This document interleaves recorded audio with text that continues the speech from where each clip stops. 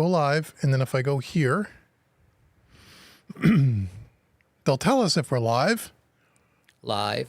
Oh, 3, there's a little heart 4. there. Look, oh, you can do emojis now. Oh yes, you can do emojis. Did you see that? Yes, you can. Hey, we're live. Okay, let's see if Oh, look. anybody. Hey, how about that? Okay, we're here. And then we'll see some comments here. Hopefully, in a minute we can. I'll let everybody. Oh, look, we just got a notification that we just went live. Yo yo. Hello. Hey, look, we're live. Check that out. How about that? Right? Yeah, it's amazing. Technology is a wonderful thing. The 21st century is a scary place to be. And we can take that away. And then we could see if anybody shows up on YouTube. Yep. Hey, Arlene's here. Hey, Arlene, how are you? Hello there. How are you? You must be new. Are you new here? I don't recognize your handle. Yeah, I've never seen. Welcome to joining us on the live stream. Hey, Martin, how are you? Okay, some people are showing up. Yeah. Hey guys, how's everybody doing today? Good to see everybody. We're doing. This is one of our, I don't know, monthly. Whenever I'm here. Yeah, You know? monthly kind of impromptu live streams that I'm doing, and today, Dave's here. Hi. How Came you all doing? the way up from New York to, hey, Jim, what's going on? To help out with some stuff that we could talk about, some new gear. How does the audio sound and how is the picture look? Because hey, Kaiser. Hey, Kaiser. Because we're kind of, we kind of set this up quickly and are winging it. So does it look good and sound okay?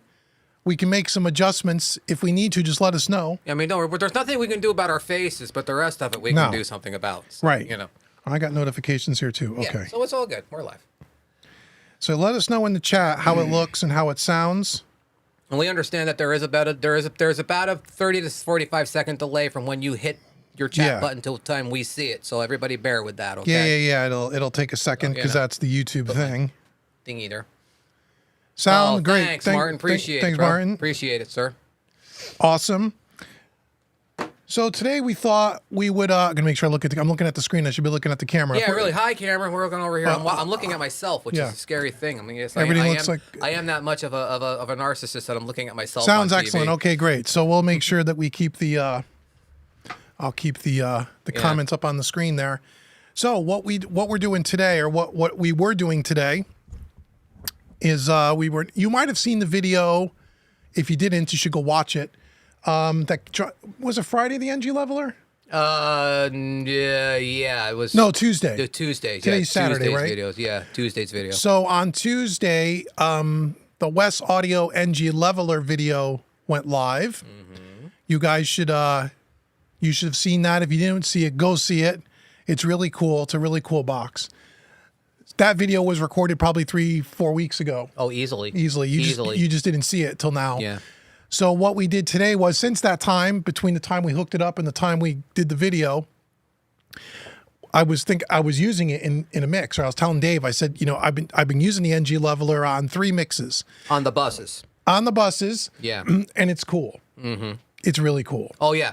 Well, that was one of those Skype calls where he calls you, "This is so cool." So it was really cool. Yeah. So. But what I was realizing is, it's like one of those things when you start when you didn't have something and then you get a little something and then you say you want a little more. Well, yeah, you think you would say, well, no, that's good enough. But now I'm working. We'll go, well, if I can automate the 8 buses, which is cool. Yeah.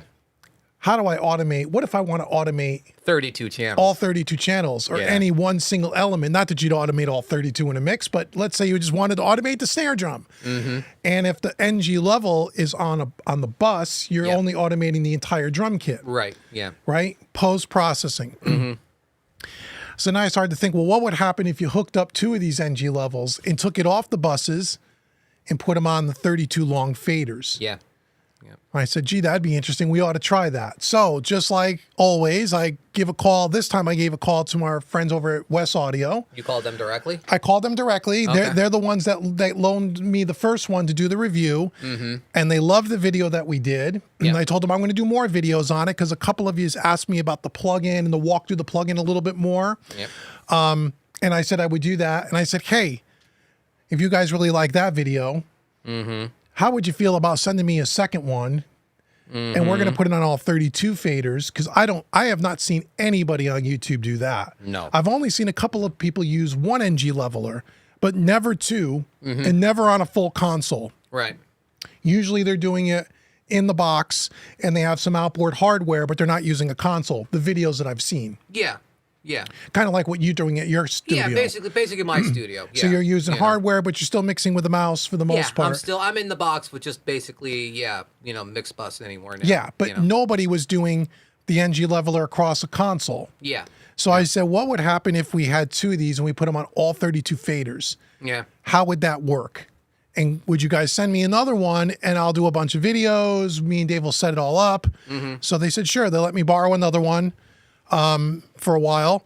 And so that's what we did today. So Dave came up and was nice enough to help. We had to reroute some stuff, unplug some stuff, replug some stuff. It was fun. It was fun. Took a few hours. So now we have 32 channels of automation on all the faders. If you want to use it. Now, if you don't want to use it, you're not going to automate every single fader, every single mix. But you have the option to do that now. You have the option to do it, and it's all post-processing. Yep. So if you want to, and it's all 100% recallable, all with the plugin in the box. So there's no recall stuff to worry about. You pull up your session, everything snaps right to it. Yeah. And you automate with an automation lane, just like you would if you were mixing all in the box. Yep. It worked fantastic. It really did. So it worked. We had a couple of things we had to try to figure out, but it works. Yeah. Well, I mean, listen. Anytime we do this, we always end up with a couple burps. You know. Yeah, a couple of things we had to kind of understand the routing and the whatnot. route has to be routed, or a freaking cable came loose that we didn't expect to come loose, and that was today's adventure. We only had sound coming out of one side because one of the freaking cables on the back of the patch bay came loose. So it's like, okay, we got to go. We got to troubleshoot that. That was a fun hour. Right. So we only had only sound coming out the right channel until we figured out. And then we got. We did not figure out why. It was like once we're looking at each other, what the hell is going on? You know. So loose cable. Oops. Loose cable. What are you going to do? It happens. You know. But yeah. So but it was like one of those things where it's like the idea, you get the idea, then we try logistically to figure out how we're going to make the idea work. Yeah. Then he gets all the stuff here to make the idea work. Then I come over and I crawl around on everything and get it all plugged in together because I'm psycho that way, and it works. And it's one of those things like where now you're looking at it, you're going, you just opened up a whole new world of potential possibilities for what you're doing here. Right. So what it is, if you again go watch the video, guys. But for anybody that has an analog console, even if it's like your little SSL Big 6, sure. It could be any. It could be any. It could be a Mackie. It could be any kind of console. It doesn't have to be a full inline console, but any console that you have or mixer that does not have automation built into it, which is anything south of $100,000. Yeah. So anything from $100,000 and less money, that's the kind of what you're not getting automation in a desk for less than $100,000. You're just not. No, no. We've been over that road a million freaking times. So this is a low cost solution. Yeah. If you use a mixer or a console with no automation and you use outboard compression EQ, but more so compression, this is a real cost-effective way to add a fully automated system to your setup. Yeah, and it's actually they're not as expensive as I thought they were going to be. No, so 16 channels in and out is $2,000. Yeah, which is, for if you're going to put flying faders on the board, you're going to pay a hell of a lot more than $2,000, or in this case, $4,000 to get 32. Oh yeah, you couldn't. You couldn't do it for that. And it functions. I mean, especially not like we got the UF8 working on all 32 channels. Right. So it's controlled by the UF8, but you don't have to use a controller. You can still write automation with a trackball or a mouse in your DAW with your pencil tool or whatever. If that's what you want to do. But in our case, we had the UF8 there. Right.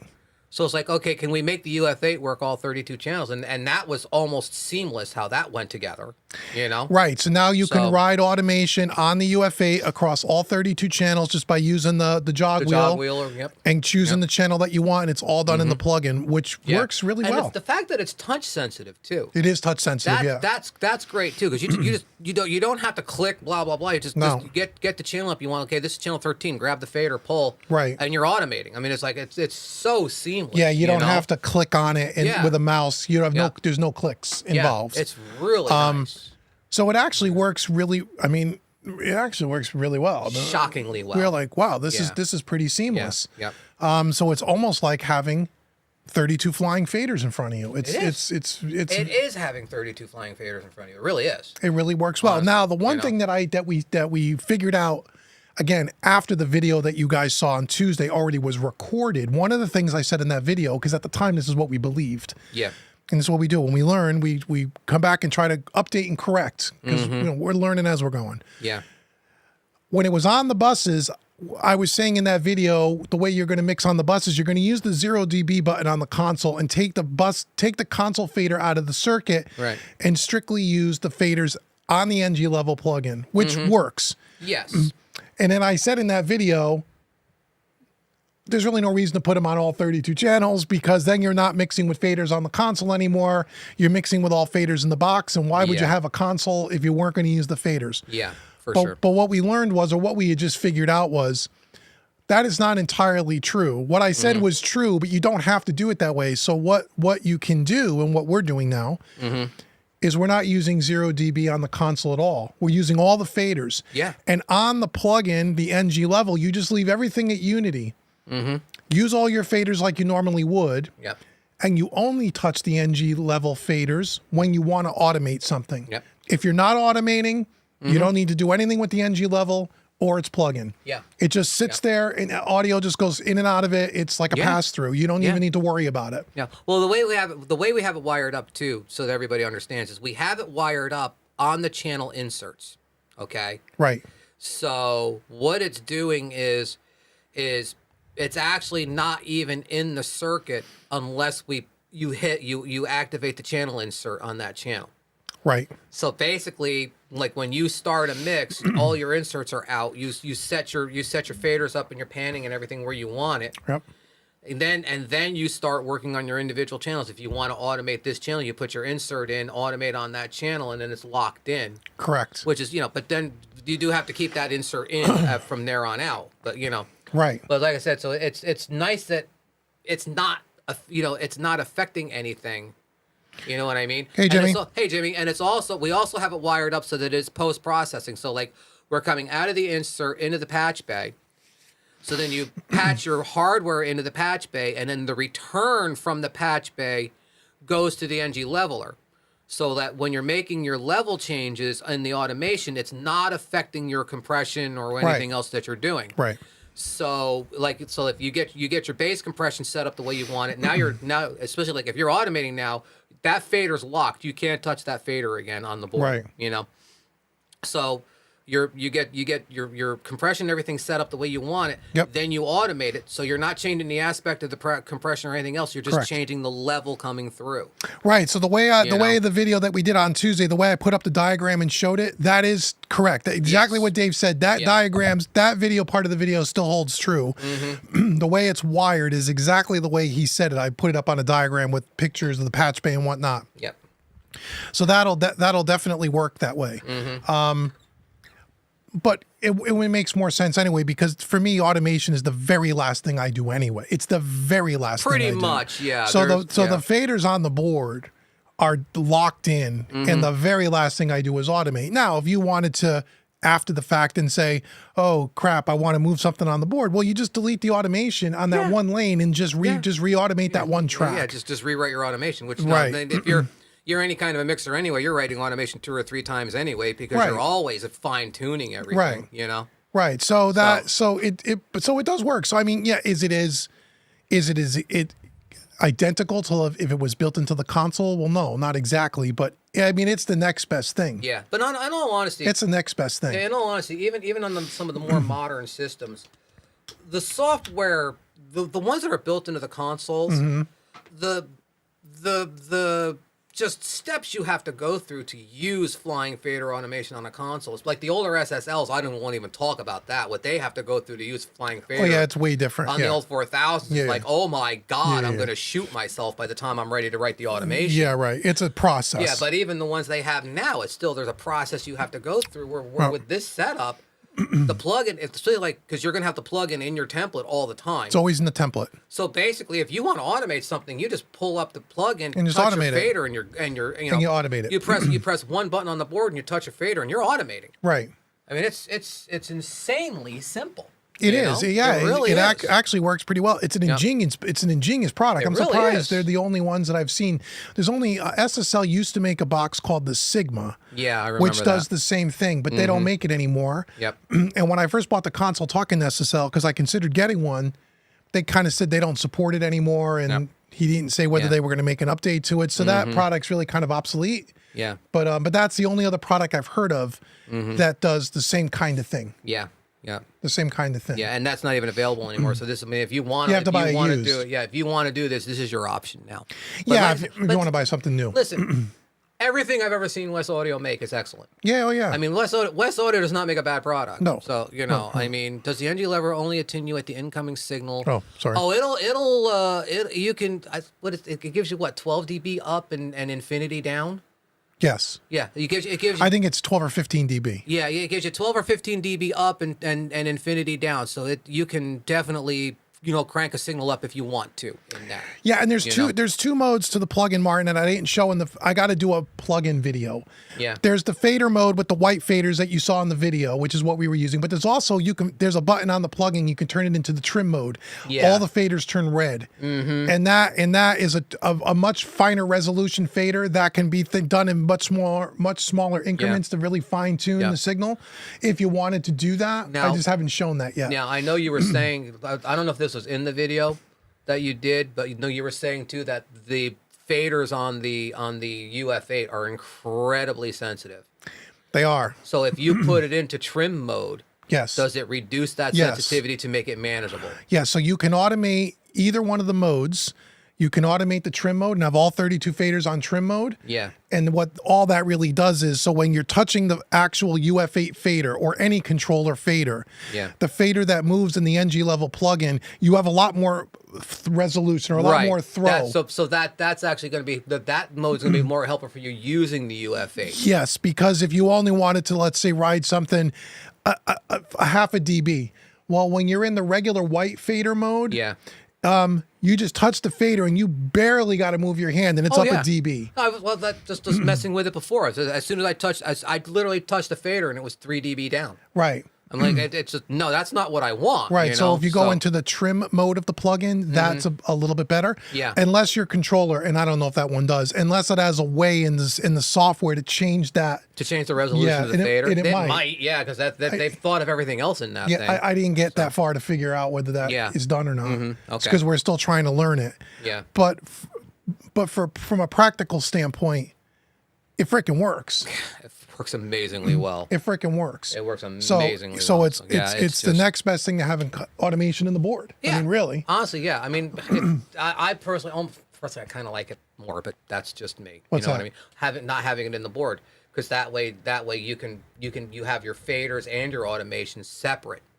You know what I mean? It gives Right, right. it gives you actually more adjustability this way than it would if you had flying faders on the board. Yeah, the other thing too is because it writes the automation to your DAW session, where on a console it doesn't do that. No, it writes writes to a program on the console. to an SD card as a backup. exactly, And then yeah. and then you sync them up, which is Yeah. fine. But this is easier. It is as easier. As far as like recallability is concerned, it's there already. You don't even have to think about it. Yeah, because it's funny. I was talking to Not that we care about recall.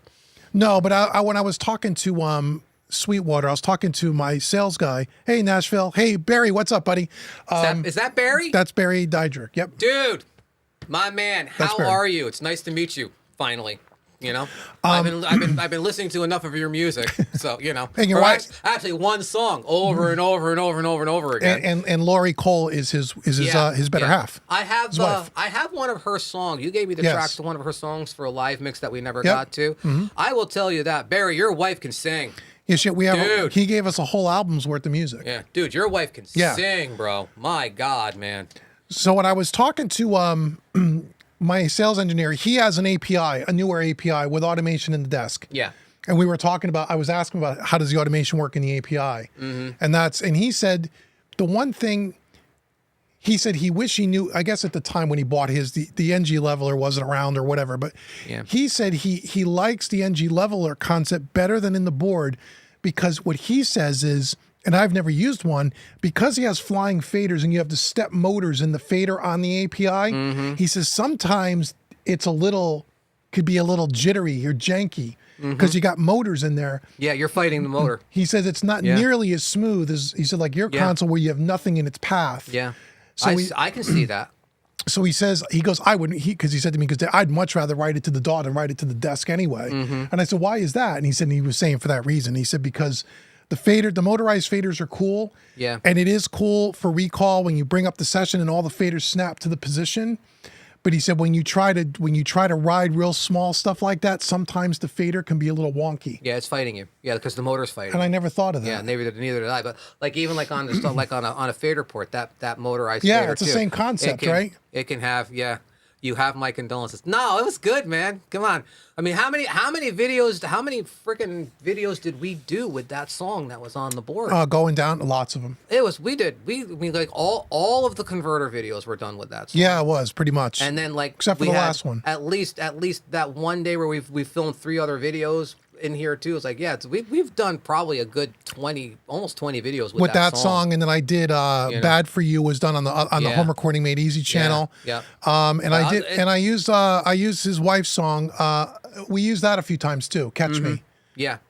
Because I mean, we said, I made a point, Barry, to say it in the videos too, how much we appreciate it. We really do appreciate it. Yeah, we do. Brother. We really do. We do appreciate you letting us use the tracks, man. It's so nice of you. Really nice. So we do appreciate that. Yeah. So, and we got a couple other followers that have sent me tracks to use, and some of them are really good. We just haven't gotten to them yet. Mm-hmm. So yeah. So anyone that's watching, if you're if you got tracks, I mean, and I'm looking for really good, well-recorded sessions, good song arrangement, really good stuff. Yeah, we really don't want stuff we have to do hours and hours. No. It's got to be mix ready, and it's got to be good quality, high quality, recordings. Yeah, Jimmy Farmer, keep this in mind, will you please? Yeah, Jimmy's given me stuff before, and so if you guys have stuff that you say, hey man, you want to feature it on the channel, or you guys want to use it for demonstration purposes, as long as you give us the permission to use it on YouTube and you don't have a publishing deal or something where we get copyright strikes, reach out to me through the website. I'd be glad to listen to your stuff, and I don't mind helping if I can help promote your music.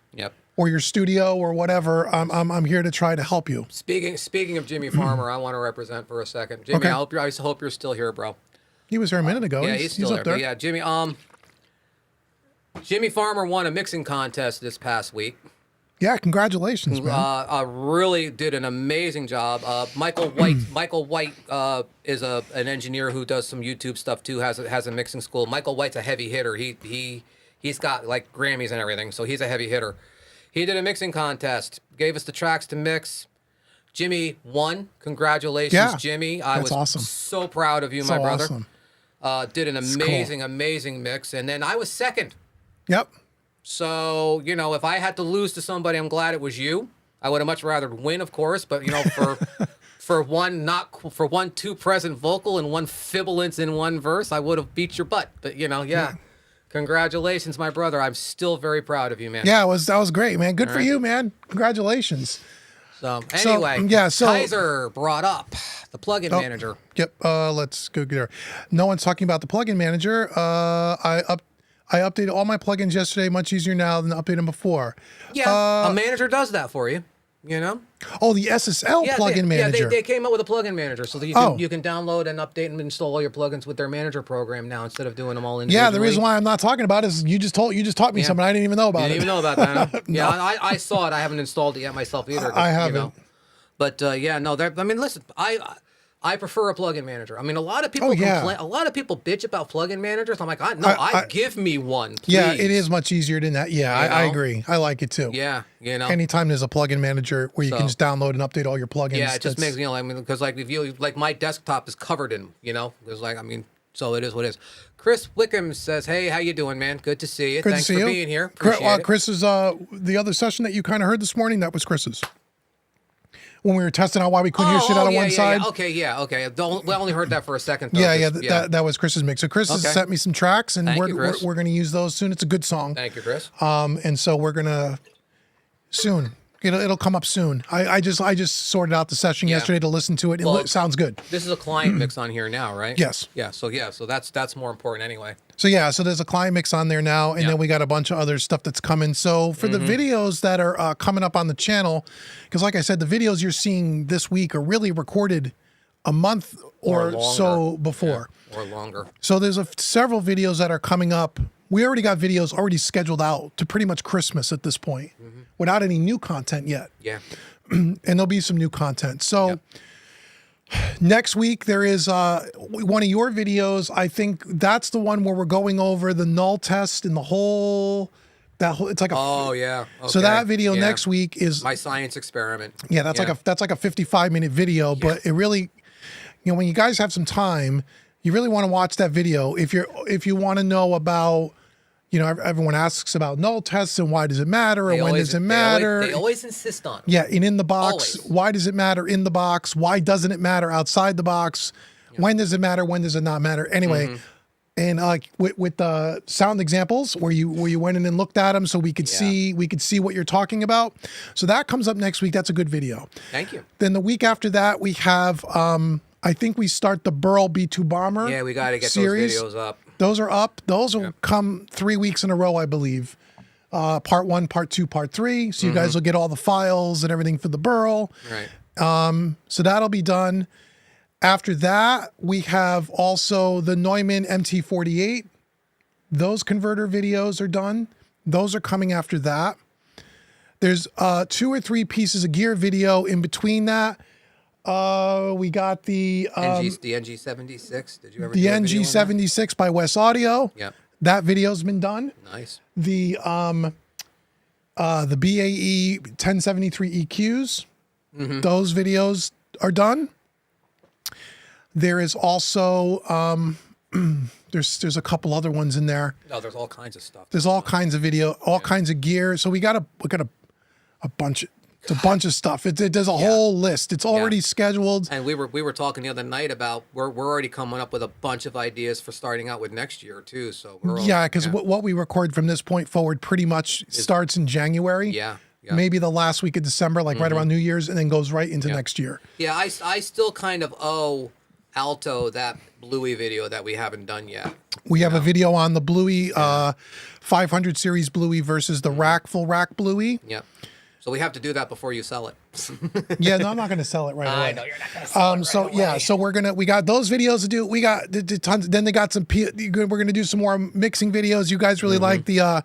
Oh yeah, speaking of the POV mixing. We're going to do some more of those. Speaking of, we've been talking about an idea that we have. Okay, and we've done one live stream mix so far that I did like way back at the beginning. I think when we first, I don't even know if we had. Do we had hardware hooked up at that point?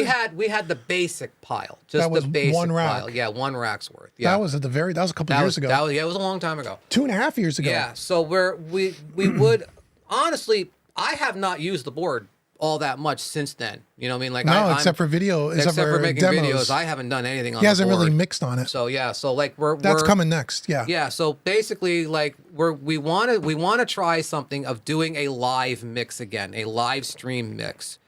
But like when we did my first one, I was stopping and talking and yada yada yada.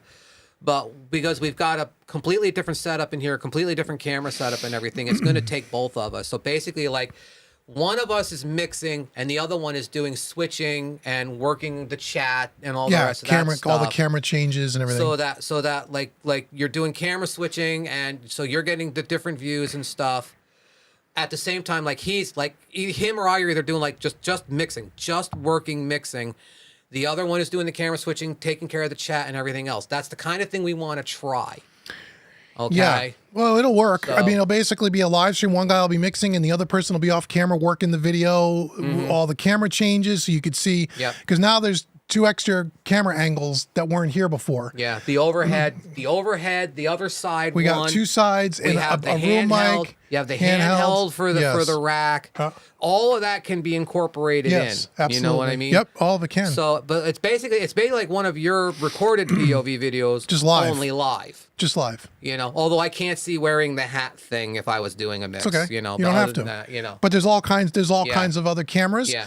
And so we're going to do that. And then what we'll do is there won't be any, it's just going to be, you're going to watch it live. And then afterwards, then we'll get on camera, do Q&A and all of that. Yeah. Yeah. Because one of the problems or one of the challenges with doing a stream that way is that if you're wearing a voiceover mic, it picks up everything coming out of the full house. and you end up with a loopback problem too. Right. And it's Unless you're terrible. constantly muting the mic, and then you're kind of, now you're not focused on working. You're more worried about whether the microphones are turned on or not. Yeah, you know what I because mean? I did that when I was doing mine too. I had the wrong mic up at one time. I forgot to switch cameras at one point. Yeah. And, and it's like you can't can't do do it. all of it. It's hard you know? to do. Yeah. The POV videos work well because it's all pre-recorded. So Yeah. everything you guys see in the POV video, I edit after the fact, so Right. I could get rid of all the bleed and the loops and all. You see a finished product, but to do that on the fly live Yeah. is not easy. Yeah. See, the idea, not easy. The thing with an idea like this is we have to devote like a whole day to it. Oh yeah, more. You Yeah, know, I mean, we for devote sure. we devote a whole day to that. Yeah. And you know, and it's listen, it's the reality of YouTube. Okay, if nobody's watching it, we're not going to do it. No, yeah, we do one Okay. and nobody watches Yeah, it. I mean, if we'll try one. If It'll be the last one. Yeah, we get 3 people, we're never going to do it again. So Well- it's the kind of thing like we need to know if people are going to be interested in it. So you know, like in the comments after this video, whatever, let us know if there's something that interests you. If you're around to watch it, would you watch it?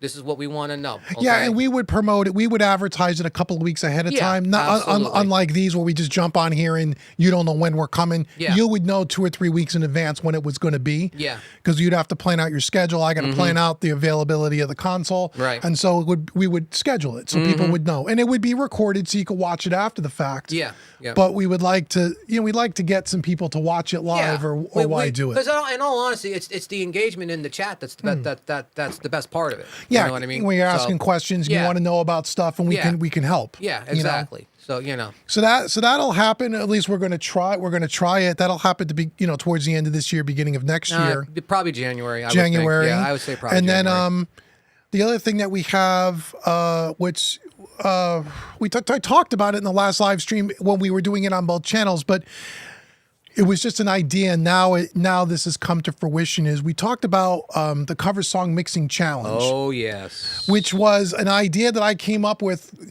I'm working with a producer, and you guys know him if you've been watching the channel, Brandon Van Allen. You've seen some of his music, much like Barry's music. We've used a lot of his music for demonstrations and stuff. He has a lot of great original music. Oh, he's so good. Yeah, he's a producer, songwriter, singer, vocal coach. I mean, the guy plays Yeah. every instrument. He's a talented mofo. Yeah, he really is. way more talented than the both of us are. Oh God, So- put the two of us together, we ain't even close to him. So I had an idea where I was like, oh, it would be fun to let's mix some more music. And I asked him, I said, hey man, how do you feel about doing covers? He goes, I love doing covers. I was like, what if we picked a couple of real popular covers from the different decades?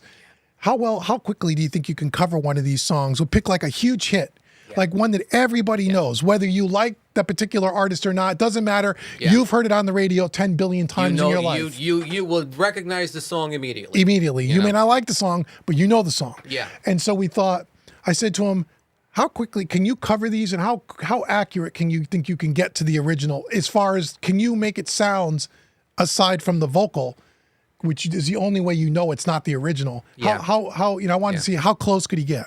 He said, oh yeah, I could. Oh yeah, I can do that. Yeah. I said, really? I said, was it? okay. What was it? Toto? Which one was it? So well, there was a few of them I gave him. Yeah. So I gave him so I started to look at our demographics on both this YouTube channel and the other YouTube channel, and Home recording made easy. my students that buy my courses. We're all and, old. And my demographic is from about age 35 to about 65. Yeah, we're all old. Yeah, We're old. We're Yeah, old. we're old farts. guys. So guys that grew Thanks, up on Timmy. the 70s, the 80s, 90s music, So I said, okay, what if I pick something from like the mid 80s, like a huge, like a rock hit? Yeah. So I gave him 2. I gave him 38 Special, Hold On Loosely, Yep. and Toto, Hold the Line. Yeah. And I said, here, go to town, Brandon. Let's see what you could come up with. So I don't know. What? 70 couple weeks ago? I mean, like 4 days later, he emails me back a version without the vocals first. Yeah. He goes, hey, all the instrumentation's done. I'm Yeah. like, really? I'm like, okay. So I thought, okay, he just picked he just programmed something in Easy Drummer, used a stock beat. He just, got close enough, and it sounds like a cover, but Yeah. he sent me back Hold On Loosely by 38 Special without vocal tracks. Yep. Just drums, bass, guitar, keys, whatever other instrumentation is in there. Great. And I turned it on, and I couldn't believe it wasn't the original. I mean, I could not believe it wasn't the original track. Yeah. He had the guitar sounds down. Yep. He's using Superior Drummer, but he's got all the proper he's, fills. He's writing the fills in. He's writing the fills, the he's writing proper the drum. fills in. He's So, got the tempo knocked down. Yep. I mean, everything. Yeah.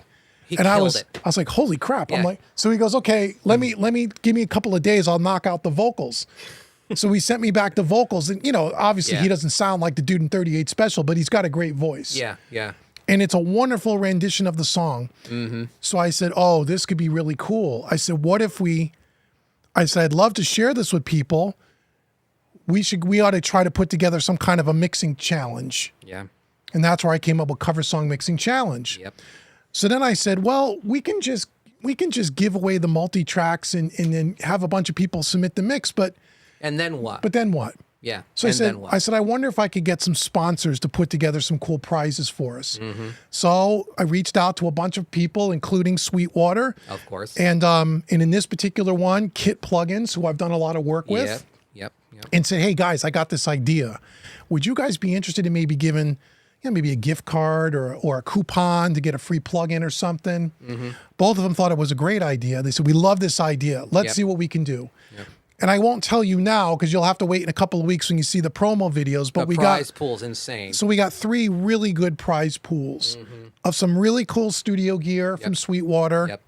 some plug-in Plugins. bundles from Kit Plugins, which is all the Blackbird stuff, fantastic. And what it's going to be. And then I said, okay, that's cool, but what if we could go a step further? Make it a mixing course. So I said, what if I did a mixing course and not just do one mixing course, but what if I mix it twice, both analog and then in the box, using the Kit plugins that sponsor in the contest, using their plugins, and then mixing it over here with all the hardware, and then doing 2 nice little mini courses so people can see how it's done. They can hear the difference between the 2 mixes. They get some training out of it. Yeah. And I said, that might be really cool. Yep. So that's what we're going to do. So you'll start to see it in October. It won't be available until November 1st, but you'll see all the details. Where you're going to have an opportunity to purchase the course, which comes with videos, 2 mixing courses, all the raw files from Brandon.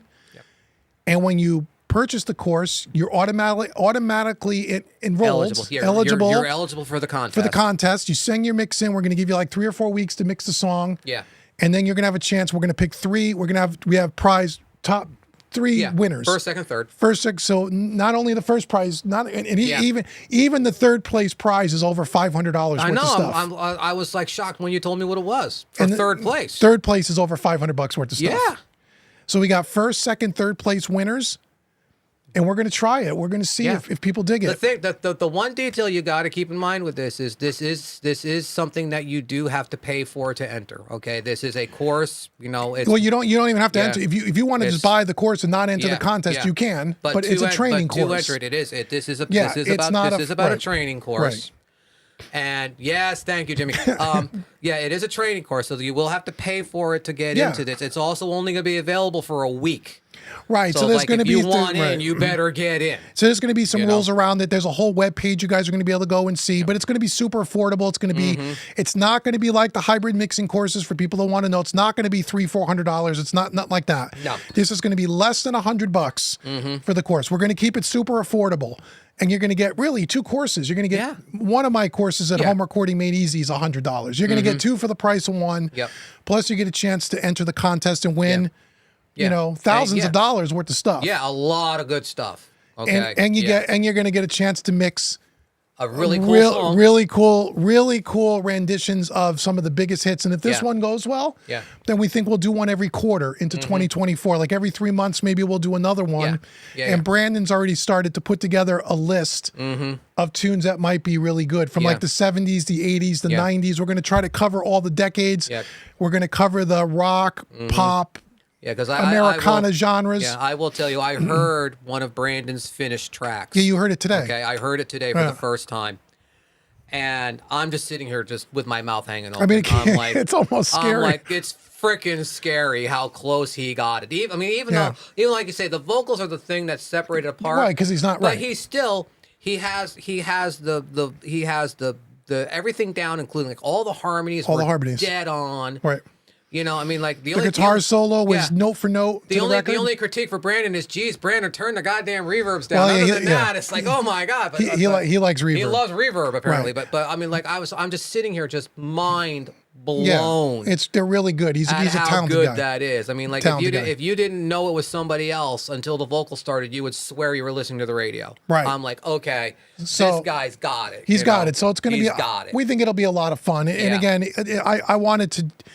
I figured if we're going to do this, I want to do it so there's some teaching involved and give people some training. Because Yeah. to me, that's important because there's lots of websites that just do mixing contests. Here's some multi-tracks and all of that. Yeah, but you're a teacher too. Yeah, so, you know, I you're want, a teacher, yeah, so you have to teach. Right. Both of these you know? channels that we do here are all around education. Yeah. So if we're going to take the time to do it, I want to do it more. I want to do something way more than what you would typically get from somebody else. Yep. Yeah, So yeah, yeah. we'll see how it goes. And if you guys like it, great. And if you don't like it, then we won't do a second one. But I thought it would be something different. Mm-hmm.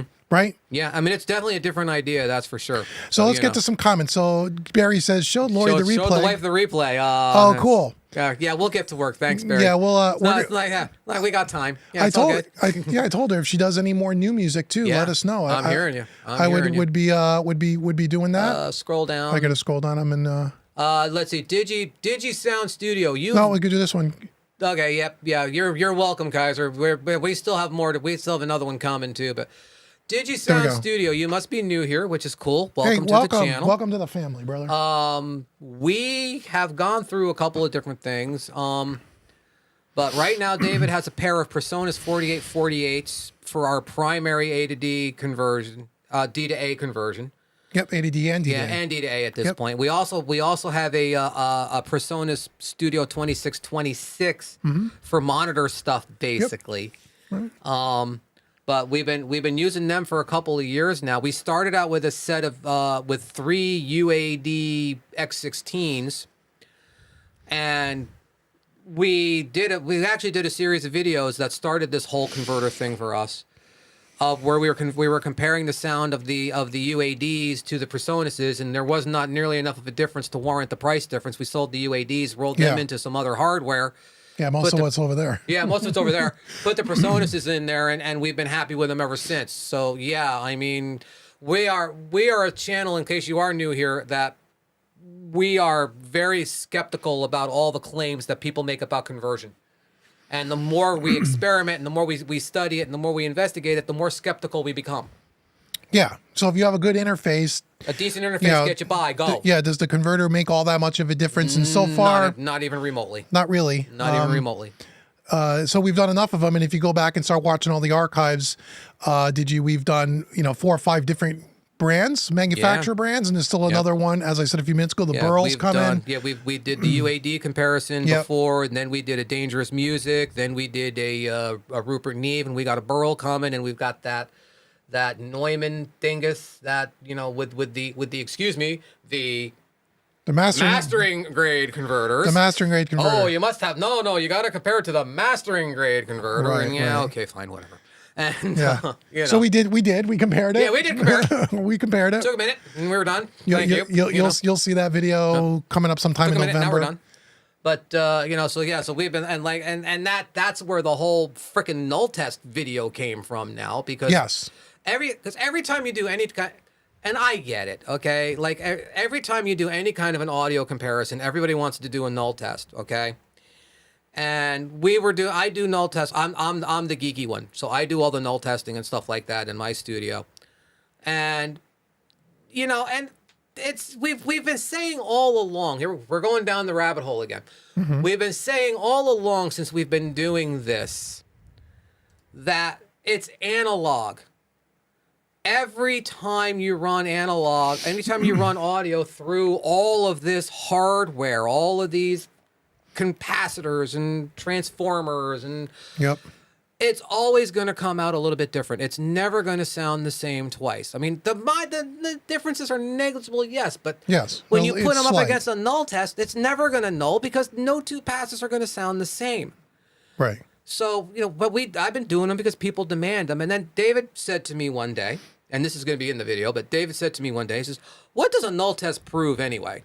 Yeah. I don't even know why. Because Yeah, most people. he's like, "I don't even know why we do them." And I said, but even if it did know, you were saying it doesn't know. It doesn't know. And I said, but even if it did, I'm going. What does it prove? What does that really mean? Yeah. So As far as Yeah. because we were testing the converter, so I'm like, Yeah. okay, well, if it nulls or it doesn't null, from a conversion standpoint, does But that even does- really matter? Doesn't even really matter. And that's when yeah. you start. That's when we started to investigate and it. so I did an experiment, which, you know, listen, dude, it was a lot of freaking work. Okay, that video was a lot of work. Yeah, and I hope you guys watch it because it is You know? it is long. It's an hour. It's an hour long video, but and it's chock full of yeah. information. I investigated things from every possible angle I could think of. And my basic conclusion, which you'll see in the video, but the basic conclusion is this: in the analog realm, null tests are meaningless. They don't mean a thing. Right. Okay. Because we did put that video up where I just did the SSL test, where I had David just run me 2 passes through the board. Right. And then we compared them. Hey, Braxel, I compared them to each other, and they don't null. And it's like, okay, so just in the analog world, null tests are meaningless. I don't even know why I'm bothering with them. I'm probably not going to bother with them in the future. No, it Because wasn't there's no until point. it wasn't until you investigated did we even know that. Yeah. Wait a minute. In the analog world, and this is where you got to watch the video. In the digital world with plugins, Oh God, they matter a lot. and he explains why in the video. They matter a lot. So don't explain it now because I Yeah. want him to watch the video next Yeah, week. but in the analog digital world, realm, it's different. It's totally different when Yeah. you do it analog. Yeah, and so like because that's I think it's an issue that we run into a lot with the debates that we get into in the chats and on the live streams and stuff, is the fact that people who mix in the box, Yeah, some of the things are different. like they're coming at what we're doing here Mm-hmm. with an in the box mentality. Right. And what we're doing here, and even what I'm doing in my studio, which is negligibly hybrid compared to this. Yeah. You know, even what I'm doing in my studio, you know, it's not in the box mixing. It's No. not, you know, and so It's like not. you can't, you know, like because you can't approach it from all of the different things that you talk about with plugins and blah blah blah. It's not Yeah, the same and thing. aliasing and oversampling.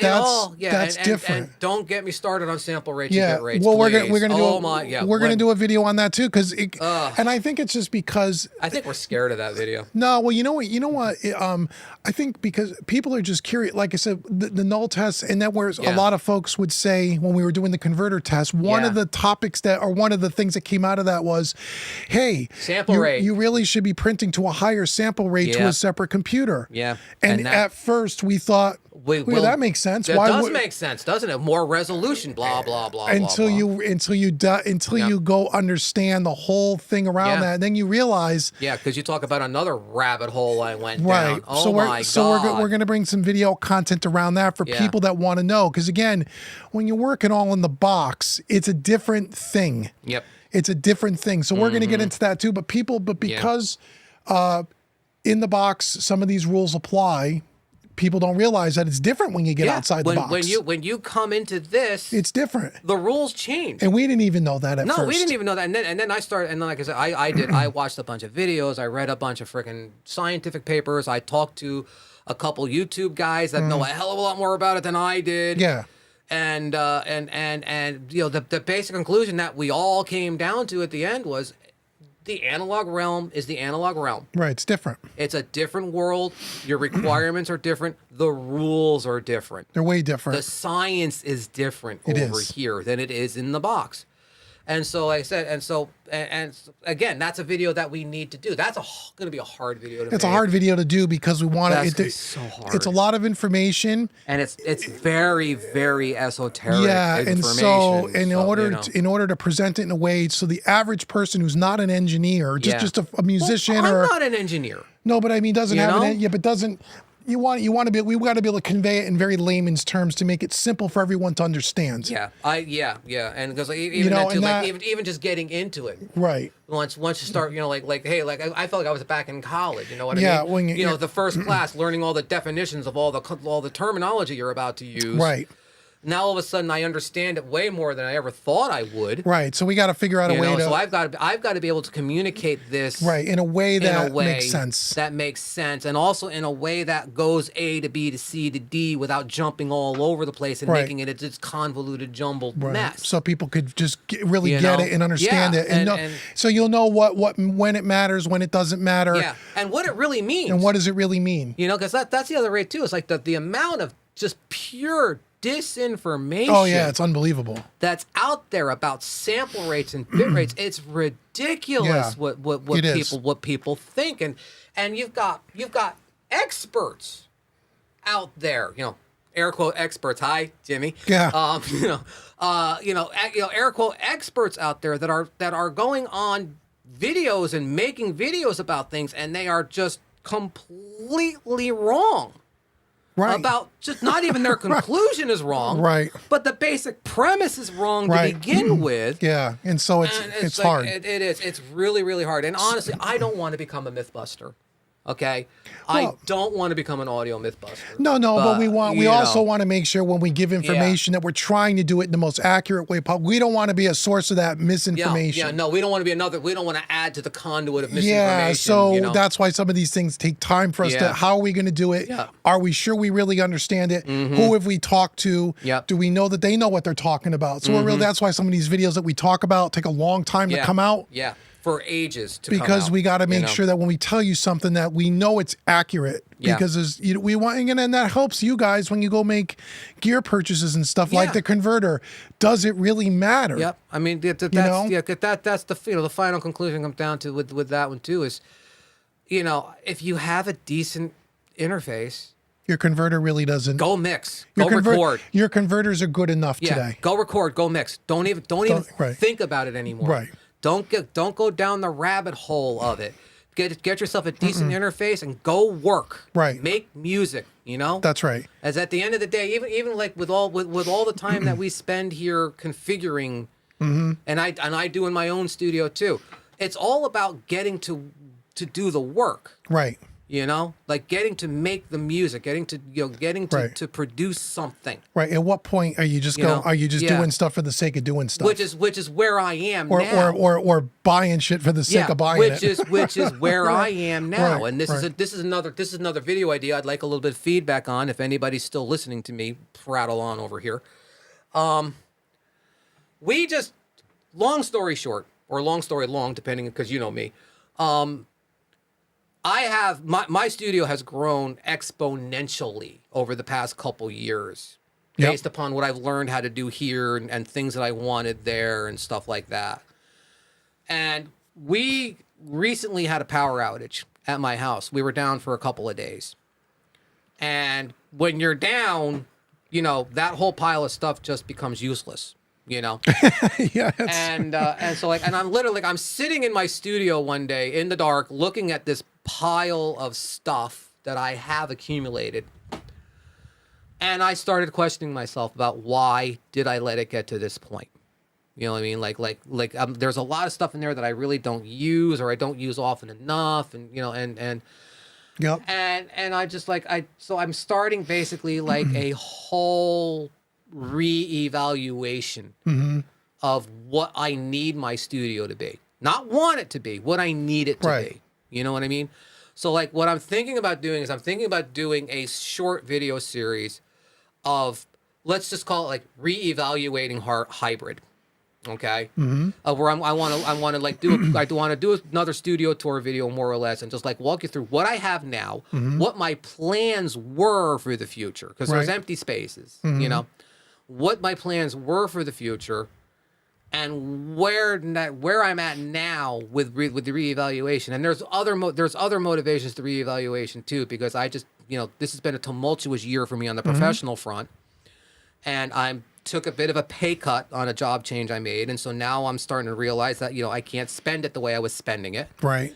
So I'm looking at it all. So I want to do a video one where like I reevaluate what I have now, and then do like a couple videos of changing it over and getting it designed out to where I want it to be. I mean, I don't know if anybody's going to give a shit about my studio, Sure they will. Why wouldn't but they? but it's the kind of thing where like I think if I do it in a video, I'll be more thoughtful about how I'm approaching it too. Yeah, because you got to know what think I mean? about what you're going to say. because and- I have to present this. Right. Right. So again, if that's something that people might be interested in, please let me know. And if it's something that you wouldn't be interested in, please let me know, because I won't bother with it. I'll just rebuild it and move on. Right. Right. So but let me know if that's something that might be interested in. It's like, because like we talk all the time. Okay. We talk all the time, and almost every conversation we have anymore, we always go down the same hole of how did we get here? Yeah. Well, sometimes you don't know what you like or don't like until you buy it and try it. Yeah, but it's like I said, like we always all the time. How did we get here? This Yeah. is not what we started intending. Oh no. Okay, neither one of us ever imagined that this was going to get to this. Nope. Okay. No. I never imagined for a second that my studio in my house was going to get to the point that it is Yeah. now. I never even Right. thought about it getting to this point. Right. And so because you're at the same position I am, more or less, of just saying, when is enough enough? Oh yeah, we're there. I mean, we're You know, there. yeah, like when is enough enough? We're there. we're there. We're all over it. Yeah, And then yeah, for me now, it's not even a matter of is enough enough. It's like when is enough too much? Well, I think it's You not know? too much when you're not using the stuff. And that's where I'm at. That's when That's it's too where much. I'm at because like for my workflow, everything I have in there, because like my initial intention was to do what you do here, where you have multiple streams going in and out of the hardware. But unless you have a console to do that with, Right. it's almost unmanageable. I mean, very, very Yeah. close to being unmanageable, and it complicates things to the point where like I'm not mixing, I'm tinkering. Right. You know, and so that's kind of like the reevaluation idea too. It's like if I'm not going to be doing that, I have an Octopre there that isn't. I don't think I've ever plugged anything into the Octopre once. You know what I mean? $1,000 Octopre sitting there. I've never. It's got to go away. You know? Yeah, I mean, it makes sense. So like I'm never going to be doing multiple stream mixing in that studio. I mean, unless I get a console, and the only way I'm ever going to get a console is if I move into a bigger house and get a better job. There you go. So that's never going to happen. Right. So it's like, so it's a reevaluation. Now for you, it's simply a matter of we're full. Yeah, there's no more room. We're full. We can't add anything to this. Well, there's no more. Well, there's no more room. But even if there was, like I said, one of the things that we talked about, and we haven't gotten that far yet, but we've started to, and there's enough gear here where Yeah. I didn't want to every single mix do what we did with plugins, which is okay. I open up my plugin browser and there's 2,000 plugins in there, and 2/3 of them you never use. And you end up spending time trying to decide which compressor do you want to use on the bass this time, Yeah, or even worse, which brand of this compressor do I Yeah, want well, to that's use, even another level deeper. Yeah. Where I wanted this to be more, how much do you need? Does most of it get used on every mix? And sometimes, depending on what kind of sound you're going for, things will flip-flop around. But once you get to that point, that's it. I didn't want to have to, every time I get look at the rack and go, okay, I don't know what I don't know what to, I don't know. I Right. can't decide. too many options. I can't. Yeah. So it's like, Yeah. okay, get the, and then some of it is, like you said, you don't know what you like until you buy it and plug it in and then go, Yeah. that works, that doesn't work. Yeah. Or I have too many of these, I don't need 4 of them, I only need 2. Yeah. So that's one of the reasons why I don't want to get another rack and put more gear in here. Because number one, what would I get? And then number two, I wouldn't use it probably 2/3 of the time. Yeah. Right? Okay, Jimmy. All right, I will talk to you later, Jimmy. It's going to be within the next couple weeks. Okay. Bye, Jim. Take care of yourself, brother. Appreciate you. Love you, man. So yeah, so that's kind of where it was. So we're at the point now where we're full. On any given mix, only half of that gear gets used. Yeah. There's, every gear now has a specific purpose, and if I don't use it for 3 or 4 months, it's going. Yeah, but also to that point though, every piece of gear has a specific purpose, It has to have a purpose, and you know what that purpose and is. I know what it is because right. you've gotten to that point now where like that this compressor is going to give me this, Right. and that compressor is going Right. to give me that, or this EQ is going to do this, Right. So you've gotten to that point. The thing with like when you own 4,000 plugins, guilty, is you don't, like I can't go into my plugin browser and say that, this particular plugin is going to be the one I want to get that sound. Right. If you have 4,000 to Yeah, choose from. that's too many. You may have a favorites Okay? list, but I then have a favorites list. then you're not using most of your stuff. Yeah, but I'm a collector, Well, that's different, though. But as far as like plugins can go, yes, I'm a collector. I Yeah, freely admit it. that's okay? different. The problem with it is I've been projecting plugin collecting to hardware collecting in a way that is not beneficial. Yeah, right. So that's where I'm at, and Yeah. so that's kind of like where I'm at. So, and it is, you kind of have to start thinking, am I going to use it? Yes or no? Is it giving me something I need to use? Yes or Right. no? And if not, get rid of it. And if it's not, get rid of it. So yeah. Hey, Braxel, Cappy you got Hyder Cappy H2. Hyder H2s. What are those? Those I think are preamps. Oh, they sound great for tracking and running your tracks through Yeah. on the mix bus. Oh, cool. Yeah. It sounds so good running through 3 transformers. Well, Cappy is basically just API. Yeah, it's the API Yeah, copies. they're basically just building API stuff, and you find me an API piece of hardware that sounds bad, please go ahead. yeah, right. Go ahead, try it. Yeah, you're not going to find one. So yeah, but that because you have, don't you? Wait a minute, hold on. I got cappies in there. Yeah, there's a couple Cappies over here somewhere. Yeah, those there are they are. those are the 560Bs. Yeah, yep, yeah. He's got a pair of Cappies over there too, and then yeah, they're freaking amazing. No video yet, but sooner or later that video Yeah. next year that video Yeah, will but get done. that was such a spur of the moment purchase, wasn't it? Just like there Well, they yeah, are because on I have Twitter. the 5500 API, which I really liked, but I lock it into the drum bus. So I wanted some more API to move around. Right. And people say good things about the Cappy, and the Cappy's a little bit more affordable. Yeah. So I got a pair of them on Reverb Used at a really good price. I said, let me try them. Yeah. Even more affordable if you build them yourself. Yeah, I'm not that ambitious to do. Yeah, I know, yeah. I'm not that ambitious. So yeah, so those are all the videos and all the topics and all Got the a lot different of things stuff to do. that we're doing. Yeah. And that's just on this channel. That's only one channel. Yeah. Got a whole other channel. And Mixing Made Easy. And now you've got this freaking mixing contest idea. Yeah, we'll see. I'm really looking for because I want to give away a bunch of stuff to some people. Yeah, and I want to see this I don't want to see this happen over and over again. It would be fun know? if Yeah. people. It really it's only going to depend on how many Yeah. people are interested in buying the Yeah, course. I mean, if me and Jimmy are the only two people that buy it, there's never going to be another one. There'll be one and that's it. You know, so so. but yeah, we need enough people involved. Yeah, in it, yeah, you know? yeah, and again to make it affordable so people don't have to worry. It's not like the hybrid mixing courses; those are only for a select few people that have the Yes. budget. Yeah. and those are expensive, and they're expensive because it takes 2 weeks to put them together. It's not. It's Just watching those videos, just doing the video evaluation for you. It's like yeah, Jesus, it's a lot. man. These are not going to be that know. in depth. No, but I they're would gonna hope but not. they're going to be really good. Yeah. And yeah, I hope people get something out of them. I'm gonna Yeah, I'm hoping it takes off enough that it was something that becomes a regular thing. I don't want it to be a one and done. So we need people to get involved. Yeah, and it's You gonna know. and it's gonna be cool because it's some really cool tunes. The awesome songs are tunes. really good. The prizes are really Prizes are good. great, you know. The videos will be really good. Yep. And if people dig it, we'll continue to do them. And I hope so. if they don't, we won't. But I hope so. Yeah. Braxel says he wants to see the video. He wants to buy some cappies. What are the BT50s? That's not what you have. is it? No, I have the. You could see it. There's the model numbers on there. It's the. It's the LC something 25 Braxel. Yeah, LC25s. Yeah, which is the 560s, Yeah. according to them. Like that's what they say. Yeah.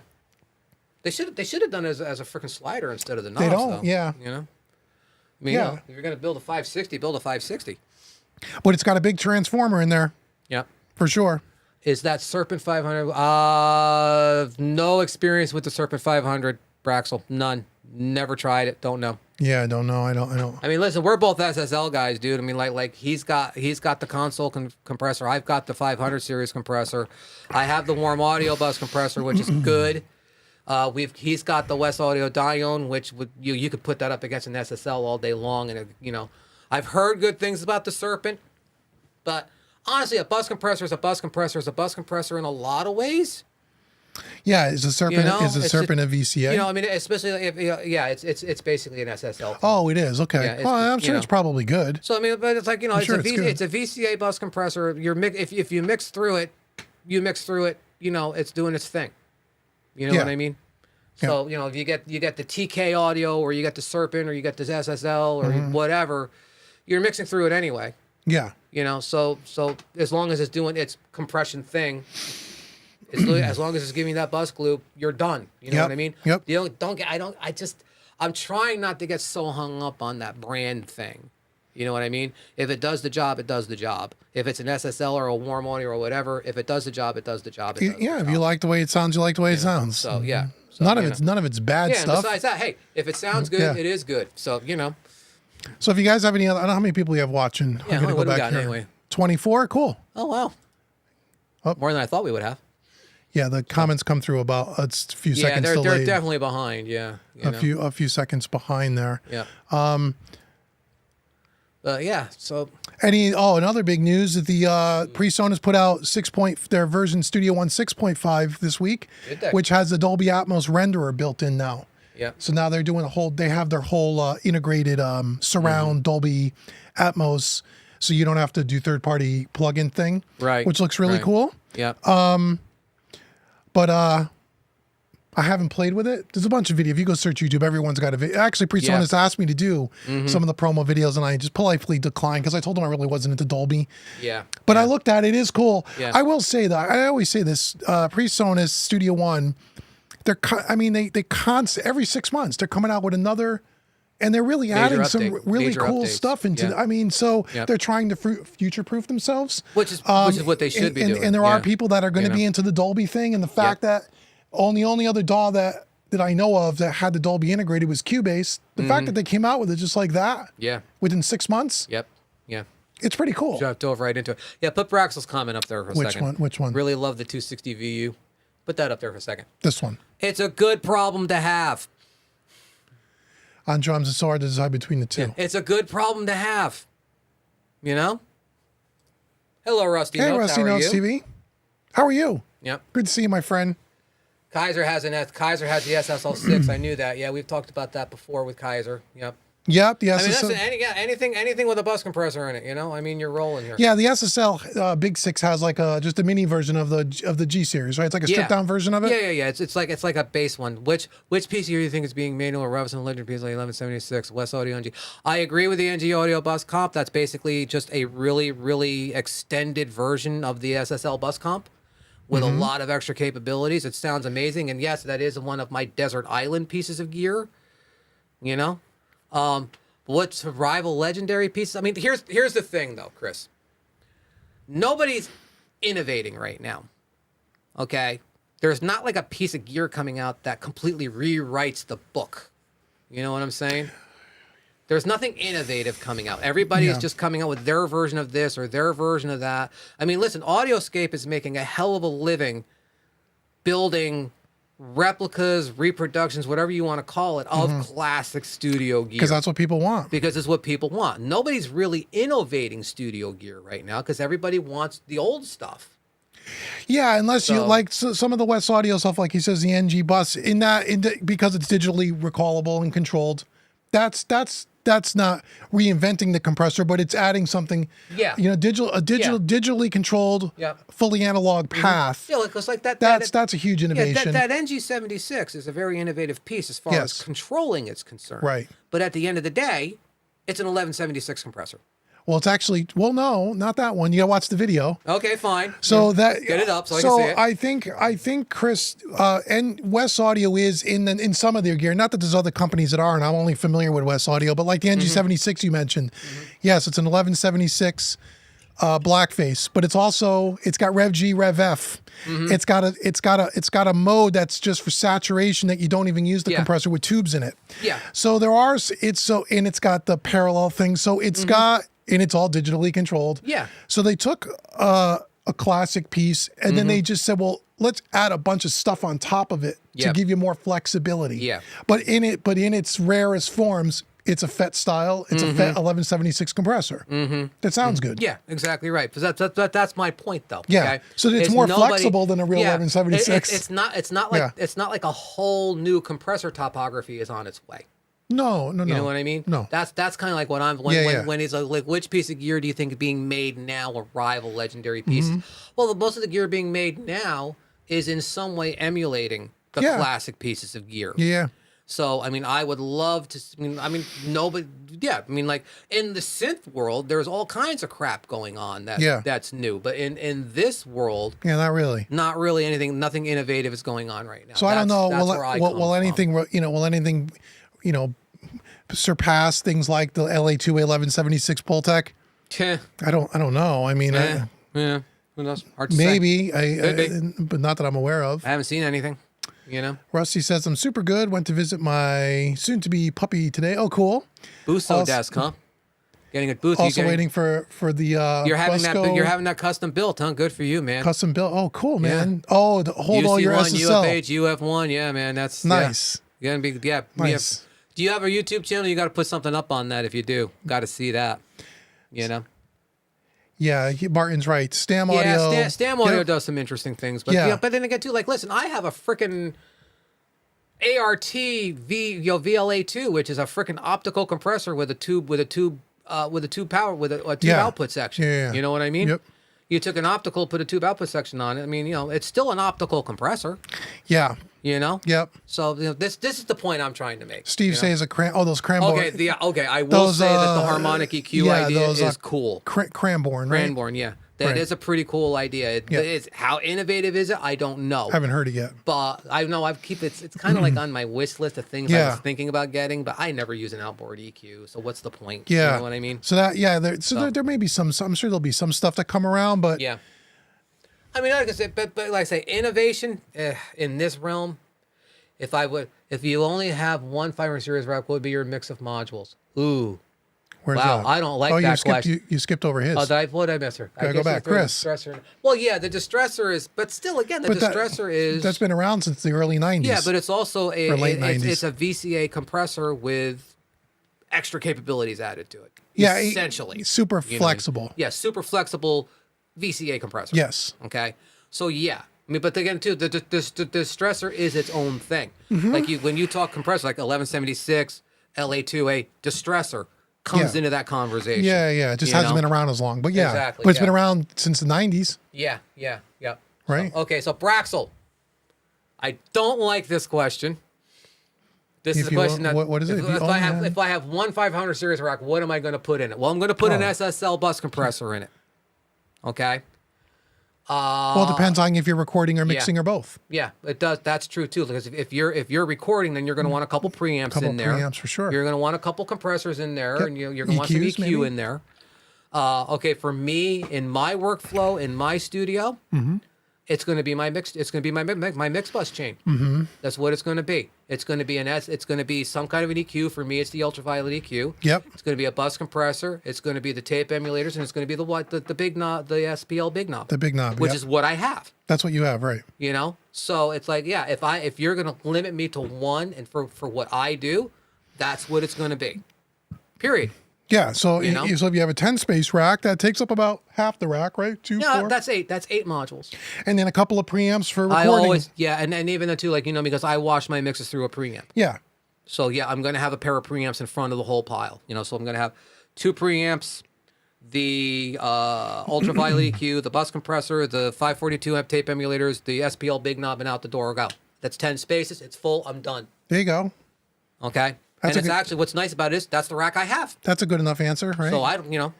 It's not for me. It's not like I'm dreaming about it. I already have it. Yeah, no, that's. I mean, So, you're not going to come up with anything much better for than you, that. that's a more difficult question. But Well, I mean, I got that same setup you talked about, Yeah. except for the ultraviolet. except you have that freaking monster up there. That that tube.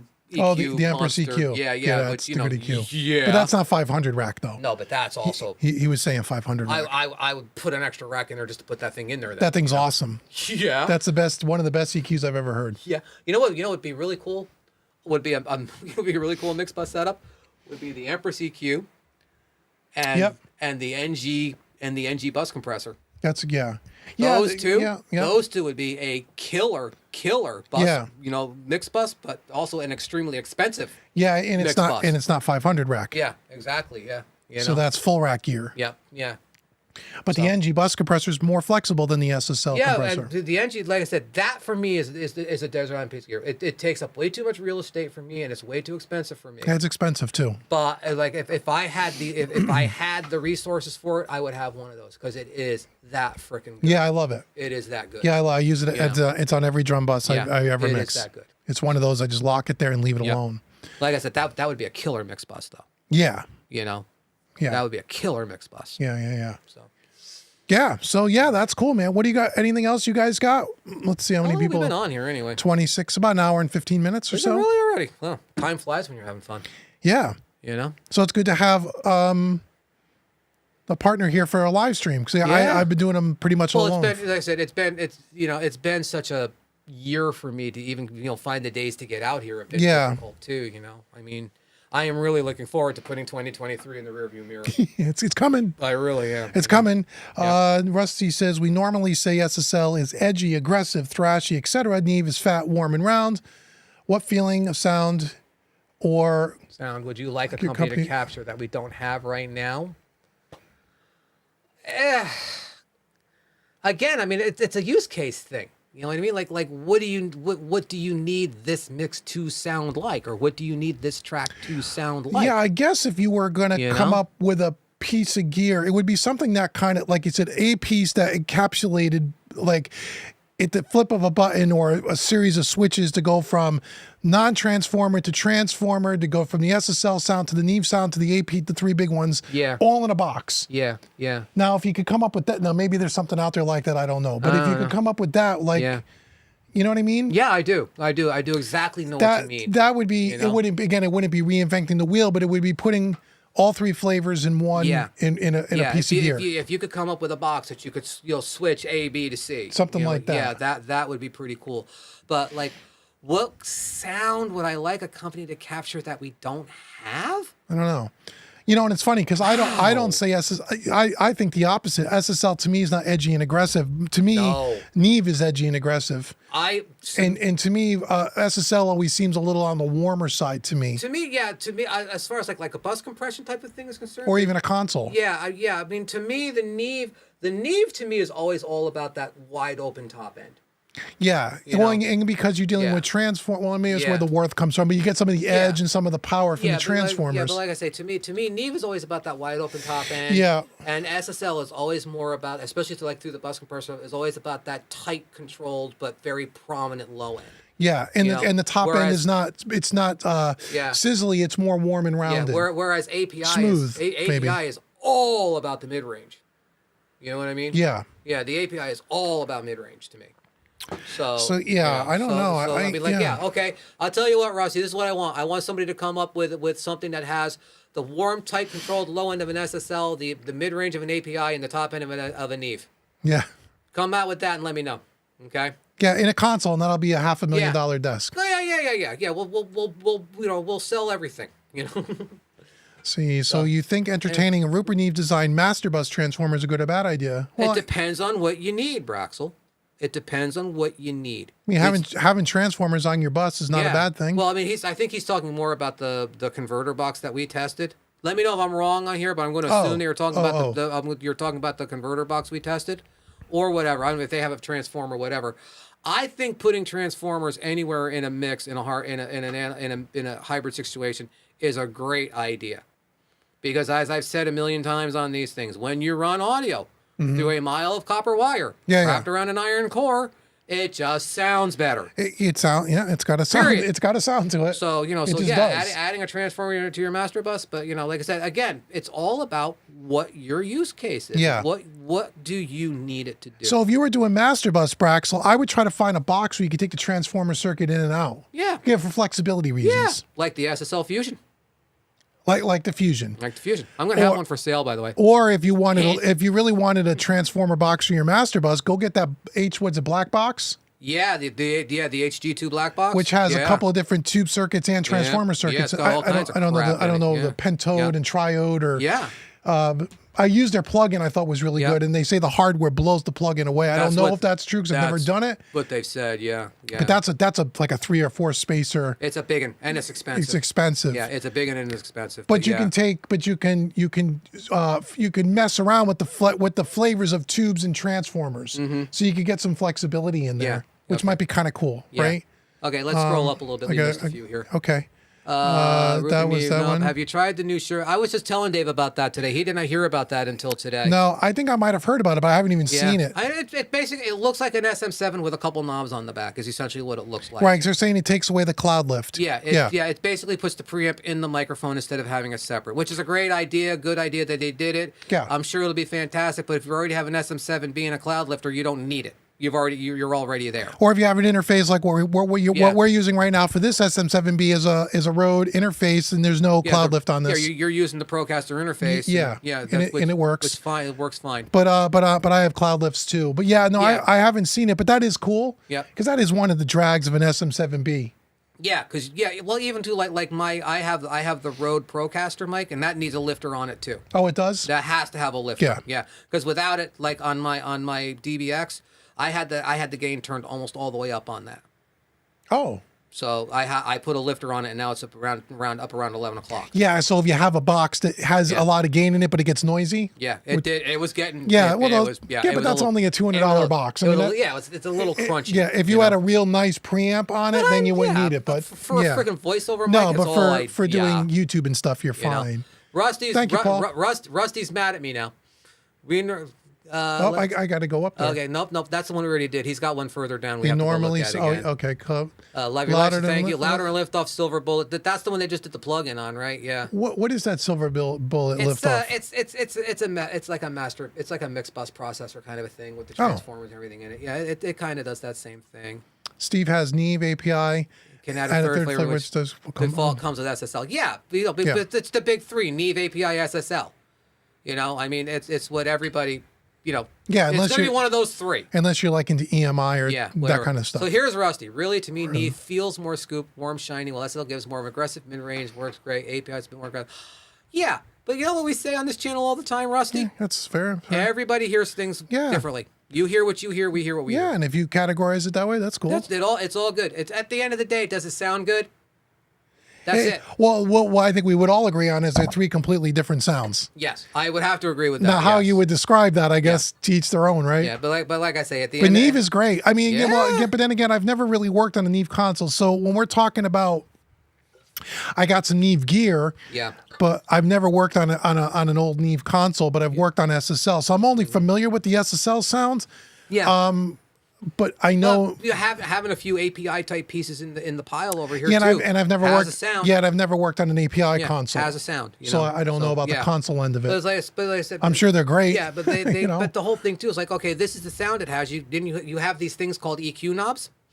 Yeah. You know, so you know it does what it does. You know, of the Chroma Plus from Louder Level is a stripped down version of Silver Bullet, Super version. Yeah, I mean, Oh, cool. yeah, you know, there's a lot of that kind of stuff out there. Yeah, I don't have any. I don't have any Okay, other stuff. so, no, brand new Rupert Neve design with Super Silk. Okay, so basically it's a master bus processor with transformers and the Silk design. There is. He's right. The Sweetwater just Yeah. did a video on it. It's Yeah. called the. Like What's I a said, the what's master a? bus transformer. Is that what it called, Brax? So Yeah. master bus transformer. Yep. So So it's got the silk. Yeah. It's got transformers. right. I don't know. I don't. Does it have a compress? What else has it got in it? I just saw Mitch Gallagher do the video on it. But either way, it's yet another version of a master bus processor. Yes, You know. it is. So you know. So Which is similar to what their converter had in it. Had yeah, the silk. It had the Had a silk. It limiter. had a transformer that Had didn't- transformer. that didn't do a whole lot. And No, but it's there if you yeah, if you but- felt like you needed it. Yeah, but like I said, it's the same idea, but that's for conversion. This would be like the same idea, but just as a master bus Yeah, like- audio yep. processor. You know, okay, fine. You know? Yeah, it's probably and again, cool. it's the same as anything else. If it sounds good to you, it is good. Yeah, I did Like see the the shirt says. yeah. If it sounds good, it is. If that's the sound you want, then go for it. Yeah. You know, I mean, it is what it is. Like, I mean, not like me. It's like I'm going to be mixing. I mix a Neve preamp with an SSL EQ and compressor for my master bus. You know, I mean, Nothing wrong with that. there's nothing wrong with it. I'm mixing sounds, but it sounds to these ears, Right. it sounds amazing. Yeah, I'm sure it does sound good. So you know what I mean. So, Yeah, you know. I haven't tried the box, but I've seen it. It's brand new. Yeah. Yep. SSL low, mid low. Mid low, mid high, Mid-high. API all mid grade. Yeah, it's how I hear it. Yeah. Okay. Somebody else can hear it. Something different. You know. Yeah, Kaiser's kind of how I would describe it personally. Yeah. Yeah. Basically, yeah. You know. Although funnily enough, on the console, if you really kick, if You're you, a good Rusty. if you really kick the bottom up on the console, it does get a little farty. It does. One thing I don't like about the SSL. Yeah. It gets if you push a lot of heavy Inst- lows yeah. into it gets farty. That's why I went out and bought Yeah. the API 5500 EQ Yeah. for the Yeah. drum bus. It was kick. Yeah. I was working on a rock record, and I was trying to get a very tight, very focused, real tight low kick drum. Mm-hmm. And on that SSL, no matter where you go with that low end EQ, Yeah. I put transient designers in there. I put subharmonic generators in there. Yeah. I could not get that sound. I mean, like you can. And then someone said- you can get a little bottom end out of it, but you can't push it. No, it had more of this round. It didn't have that point. spike. Yeah, it didn't Even have- with no yeah. compression, I did everything. Yeah, yeah. So I called Sweetwater and I talked to Mike. I said, "Hey, man," he goes, "There's two EQs." Yeah, that's where this came He from. said it's either Yeah. the API 5500 or it's the Neve 80 something or another. Something, yeah. I've He seen said, it. if yeah. you want that low kick girth, yeah, that's the thing to get. and he said, and the API was like $1,000 more. Yeah. But I wanted to try the API. And he goes, if you don't like the API, send it back and I'll give you the Neve. He goes, well, one of those two is going to be what you want. Yeah. As soon as I put that API in, That was it. 50 hertz, 4 dB, right there, boom, done. Yeah, bang, done, finished. Kick sound. The we're here. SSL does not do that. Not the black EQ. Now I don't Yeah. know if the brown EQ I does think something different. honestly, I think the brown EQ would probably be better for it. But on that you one, know? the black EQ didn't Yeah. do it. It was that API yeah. thing. I know, because like I always tend to default to the brown EQs on the plugins. You know what I mean? Yeah, I I- almost always default to the brown Yeah. EQs on the plugins. So Yeah, you know. this one has the black, and it just Yep. could not. But when I try to do if I really want to boost a lot of high end without getting brittle, that SSL does it great. Mm-hmm. Yeah. Where when you tend to do it on Neve, to my ear, it gets a little bit. It could get a little yeah, a little spiky. yeah. Mm-hmm. So Yep. yeah, it's just a matter of K-pop sounds Well- rad. Yeah, K-pop does sound rad if you can listen to it. But, you know, EQ color compression. You can, can use, use both yeah. red and blue Yeah, silk at the yeah, same yeah. time. Okay, Oh, that- and it's got a widener in it. That's right. oh, okay, yeah. It's but got the stereo The width. fact that you can combine red and blue silk is Yeah, they took features. Yeah. I think they had the Portico, yeah. they took a few of their different boxes, the tape emulators, and they put all the features into this one box. Mm-hmm. Right, but they also made it so that you combine the red. Yes. You can combine red and blue, which if they would do that on the Porticos would be cool. No, you can only do one or the other. Yeah, but or neither. Yeah, well, I mean, listen, it's more than enough for me. Yeah. You know, I So- mean, I don't really need both, but I mean, like Chris over here likes to have both, which is cool. Again, you know what I mean? So With the new Neve, the master. What's a master bus master bus transformer, transformer? the ability to use both red and blue silks Yeah. at the same time, so you can stack the circuits. Yeah, that's cool too. I mean, I don't have the capability in mind, and I'm not going to cry over it. How you know? much is that box, by the way, guys? gotta be Anybody know? money. It's That's got to gotta be. be It's got to be money. It's got to be $4,000, Yeah, right? the gate is where it's at. Sure, you don't have dynamics on that board, but using the gate on the kick gives it a nice smack Let's see. Where are we? right there. Right there, Rusty. Yeah, it gives a nice smack and tight low end. Okay, so you're gonna have to start using the gate then. Well, I don't. I have a gate in the 500 modules. Does this thing have a gate? No, and there's no gate on the Oh, okay, console. so yeah, no dynamic. Okay, but But you the- have. but I got so, 'em. So you, if you wanted to try that, you have the module up there to go through. Yeah, I could try it. But yeah, the API 5500 EQ, brother. Mm-hmm. As soon as I did that, I said that stays on the drum bus. Yep. And I never have any problem Yeah. getting low end Yeah, to because 50. it's funny too. The Empress came in because you wanted to try that EQ on the. Didn't you try the API on a master bus one time? You really liked it, but you wanted it Yeah. on the drum bus too. I did. I like the yeah. API 5500 everywhere that I put it, but I only have Yeah. one of them, and I didn't want to buy another one. They're just Yeah. too expensive. And then that Empress came along, and that's And I like that because the Empress is amazing. more broad shapes. It's Yeah. not real focused. Yeah, The curves are bigger. There's bells and shelves on there, but they're more wider and more gentler and then curves. That tube circuits. And you have an additional tube circuit yeah. that you could take in and out independently, which Yeah, is kind of that tube nice. circuit is absolutely just amazing in that thing. So, Yeah. So he says, are you keeping? Yeah. That's the gay thing. Are you keeping any of the BAE EQs? "Don't know those are on loan. I don't get to keep those. Yeah. They're just being done for the video. And the only reason why I got them was because BAE at Sweetwater was looking for some 500 series videos to be done. I Yeah. said, I've never tried any BAE. Can I try it? And that's why I did the videos. They didn't pay me for the videos or anything like that. And I don't Yeah. get to keep the gear. I think if I wanted to buy the gear, I could get it at an artist price. Yeah. But Are you going to use it? I haven't used it enough yet to be able to say I would want them. So they're just here to bring you guys the video. I don't plan on buying them unless I listen to them and go, wow, I think I really like to have those. Then we'll go into a negotiation. But All right. Yeah, Rusty, we're not going to worry about it. what do you say? The camera's focused on the table, not our faces again. But Oh, is we're it? 2 hours into a live stream. Yeah. I'm not going to worry about it now. Yeah, it's on autofocus, but Yeah, and we ain't going to worry about it now. It looks like it's in focus. It works for me. I'm fine. I'm ugly anyway, so who wants to look at my face? Yeah, so maybe it's good to grab the eye trend, because we're seeing a little further Just back. keep going. Yeah. Yeah, API is dope. Yes, it is. Pro Tools is also getting integrated renderers for Atmos. Oh, good. Yippee. Good for them. Yippee. Braxel 4K. 4K. I know what that means. Pierce Colt Caproon uses the Oh, pig. cool. What is that? What does he appears he tossed his Tossed his ASPL Big off the mix bus is using Rupert Neve designs. Yeah, well, okay. Good. Good for him. You know? I'm sure I will say that SPL Big it's cool. is really cool, but good God, you got to be careful with that thing. Yeah. Because you can shatter a mix if you turn that thing up too far. Yeah. You know? I mean, it's like, wow. I think mine's on 4. Yeah, I don't You know? Mine's 3, I think. I 3 or think 4. mine's on 4, and that's like, wow, that's really wide. So Yeah. You know. Yep. So Colt is using he's using the Ripper Neves. Oh, cool. Well, Colt always gets the good stuff. You know. Oh yeah, I don't know, but Yeah, Colt always. if gets I the was good a betting stuff. man, he didn't pay for either one of those. So I would have to think not. Yes. so hey, if Neve wants to send me the Master Bus Transformer, I'll put it on my Master Bus too and try it out and do some videos for you. I wouldn't complain.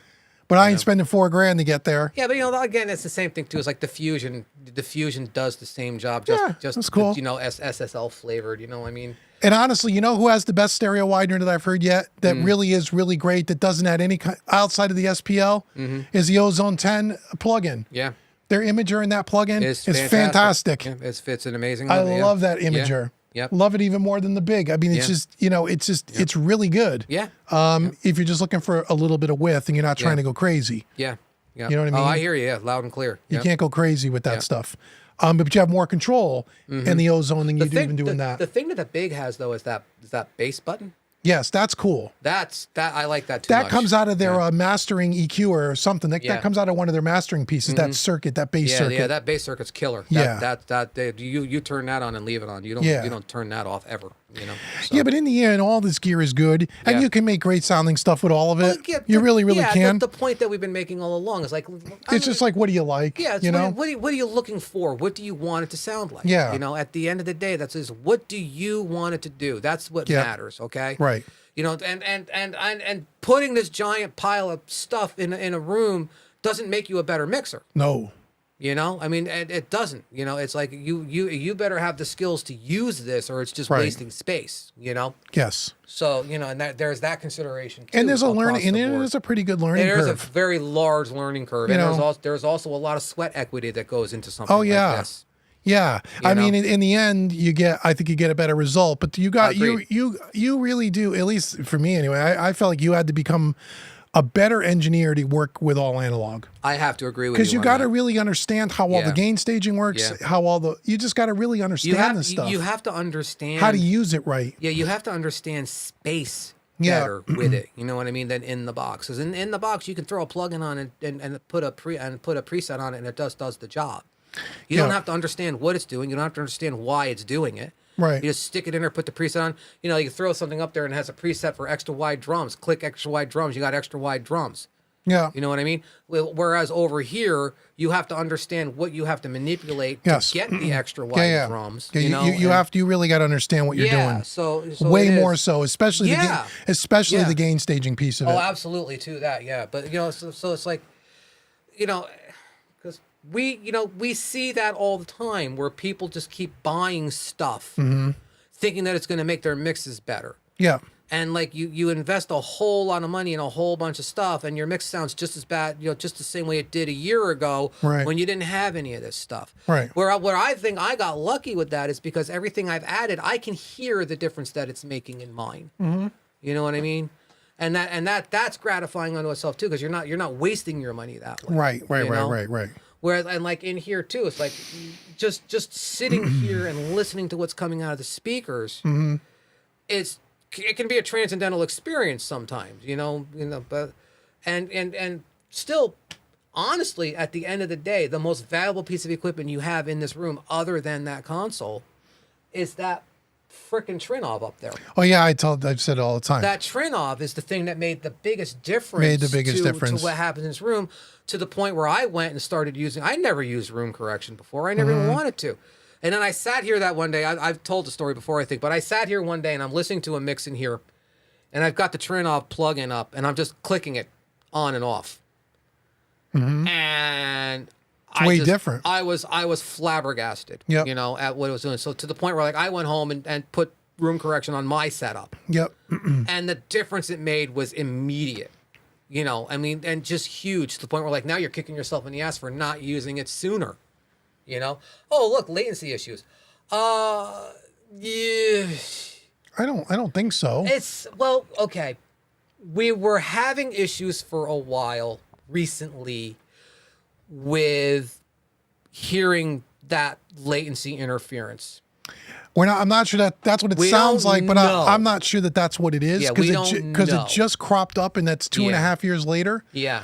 So but I don't know that. We're Yeah. not sure if it's and it ironically enough, Yeah. it only started to crop up when we put the new M2 Mac Mini in. Yeah. So we changed out the computer. We started to do that. Yep. Wasn't We've sure. swapped cables around. I wasn't sure, or I'm still not sure, is there a problem with one of the inputs on one of the quantums? Because when I moved, You did move it to a different set of inputs. and yes. the problem went away. Yeah. But that doesn't, so we're still not sure. Plus we now we pushed your sample rate up to 1024. Yeah, so So. there isn't, I wouldn't say we have latency issues. There is a intermittent that comes and goes, and sometimes it's not there for 2 weeks. Yeah. But it does But sound like it sounds that. like what you Yeah. would hear when your buffer size is too low and you got too many plugins and you get a little bit of that crackling thing. Yeah. You know the video that I've made 15 times at Home Recording Made Easy on how to get rid of that in the box? Yeah. That's what it sounds like. Yeah. Yeah. And but I haven't been able to nail it down Yeah.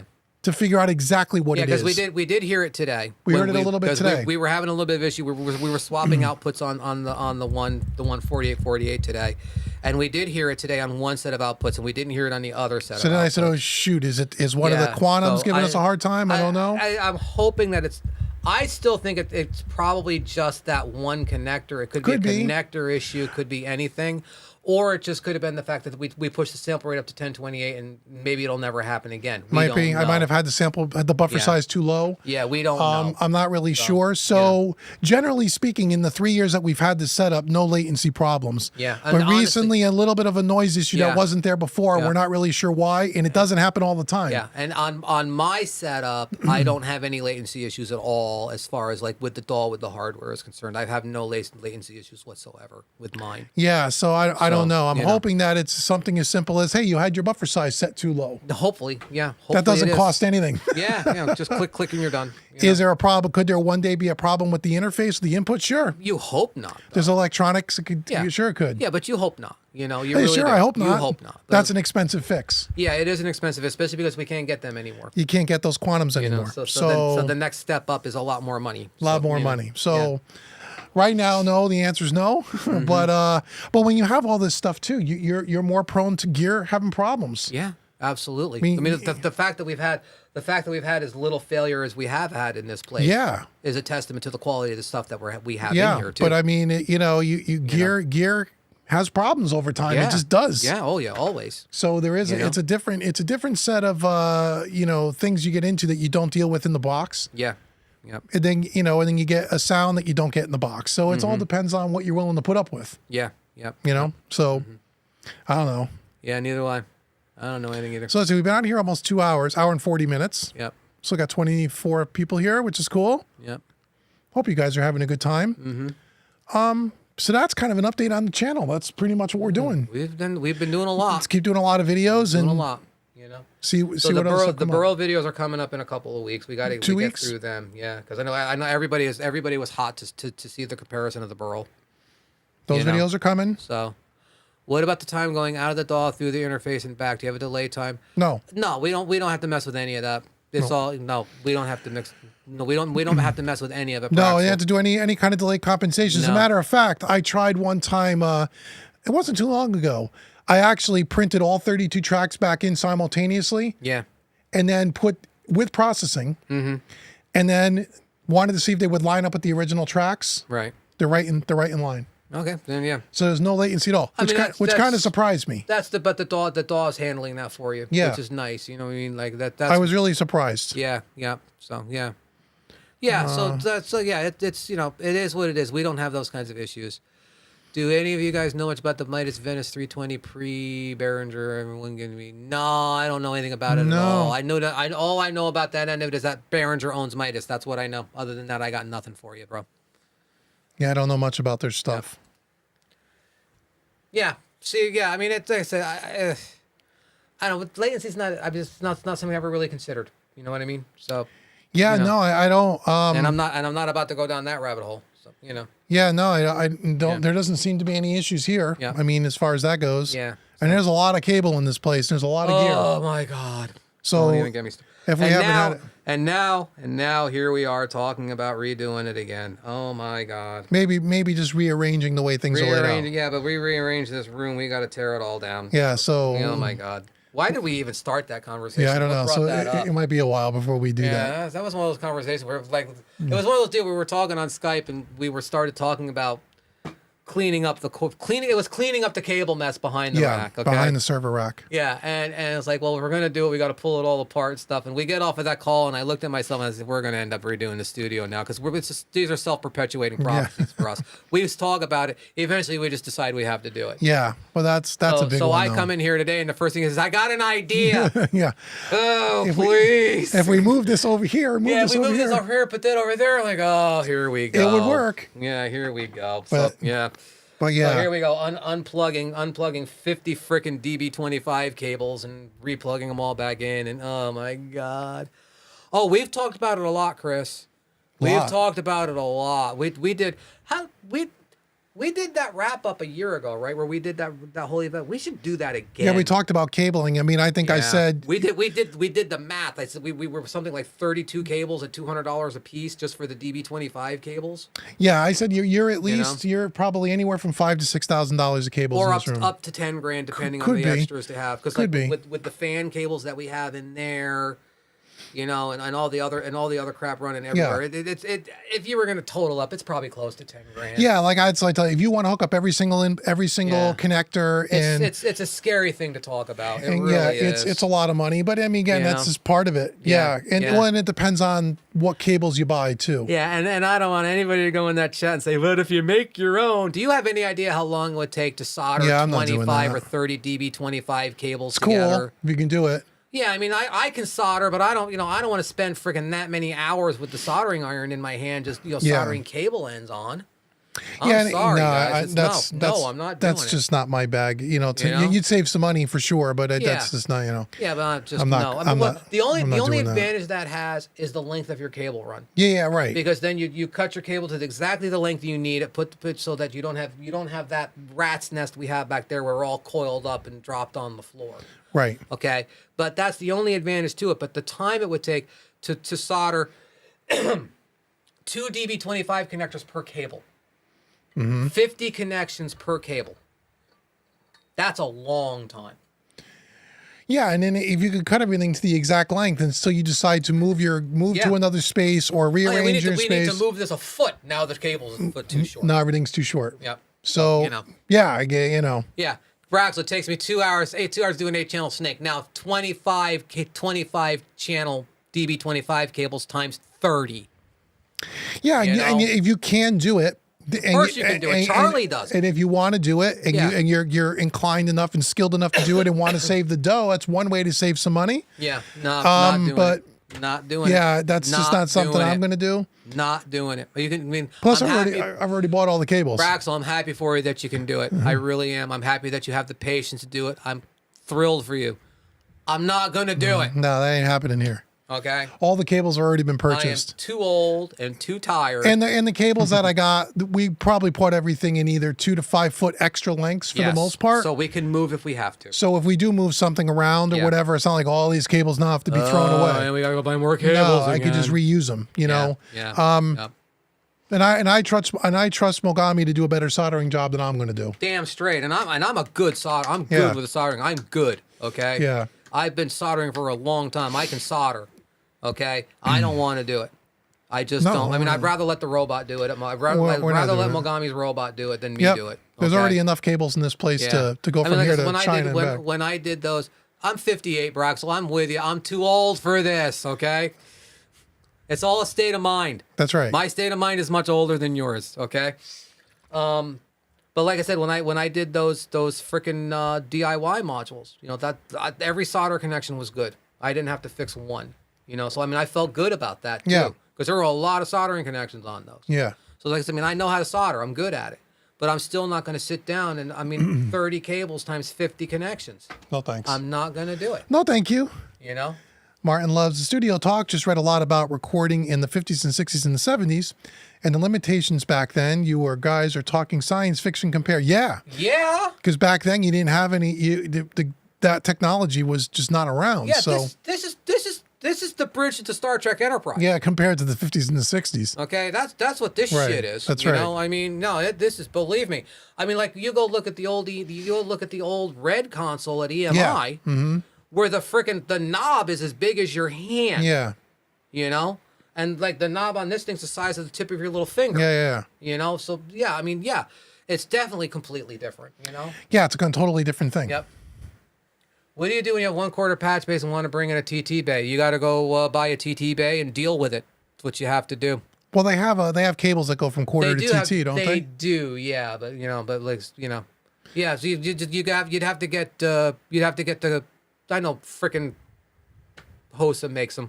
Why would you want to? Why would you do? wanna, Well, I mean, what, you get more connections per bay. I do know that. On the you know? TTs, sure. Yeah, you get more that makes connections sense. per bay. But then you're also bringing in the fact that you got DB25s back there to connect to as well. Depends on the patch bay. Yeah, but so yeah, I mean, it's a matter of you make a change like that, you have to be willing to make the change. Basically, is what it comes down to. You know? Yeah. So part of the some of the Yeah.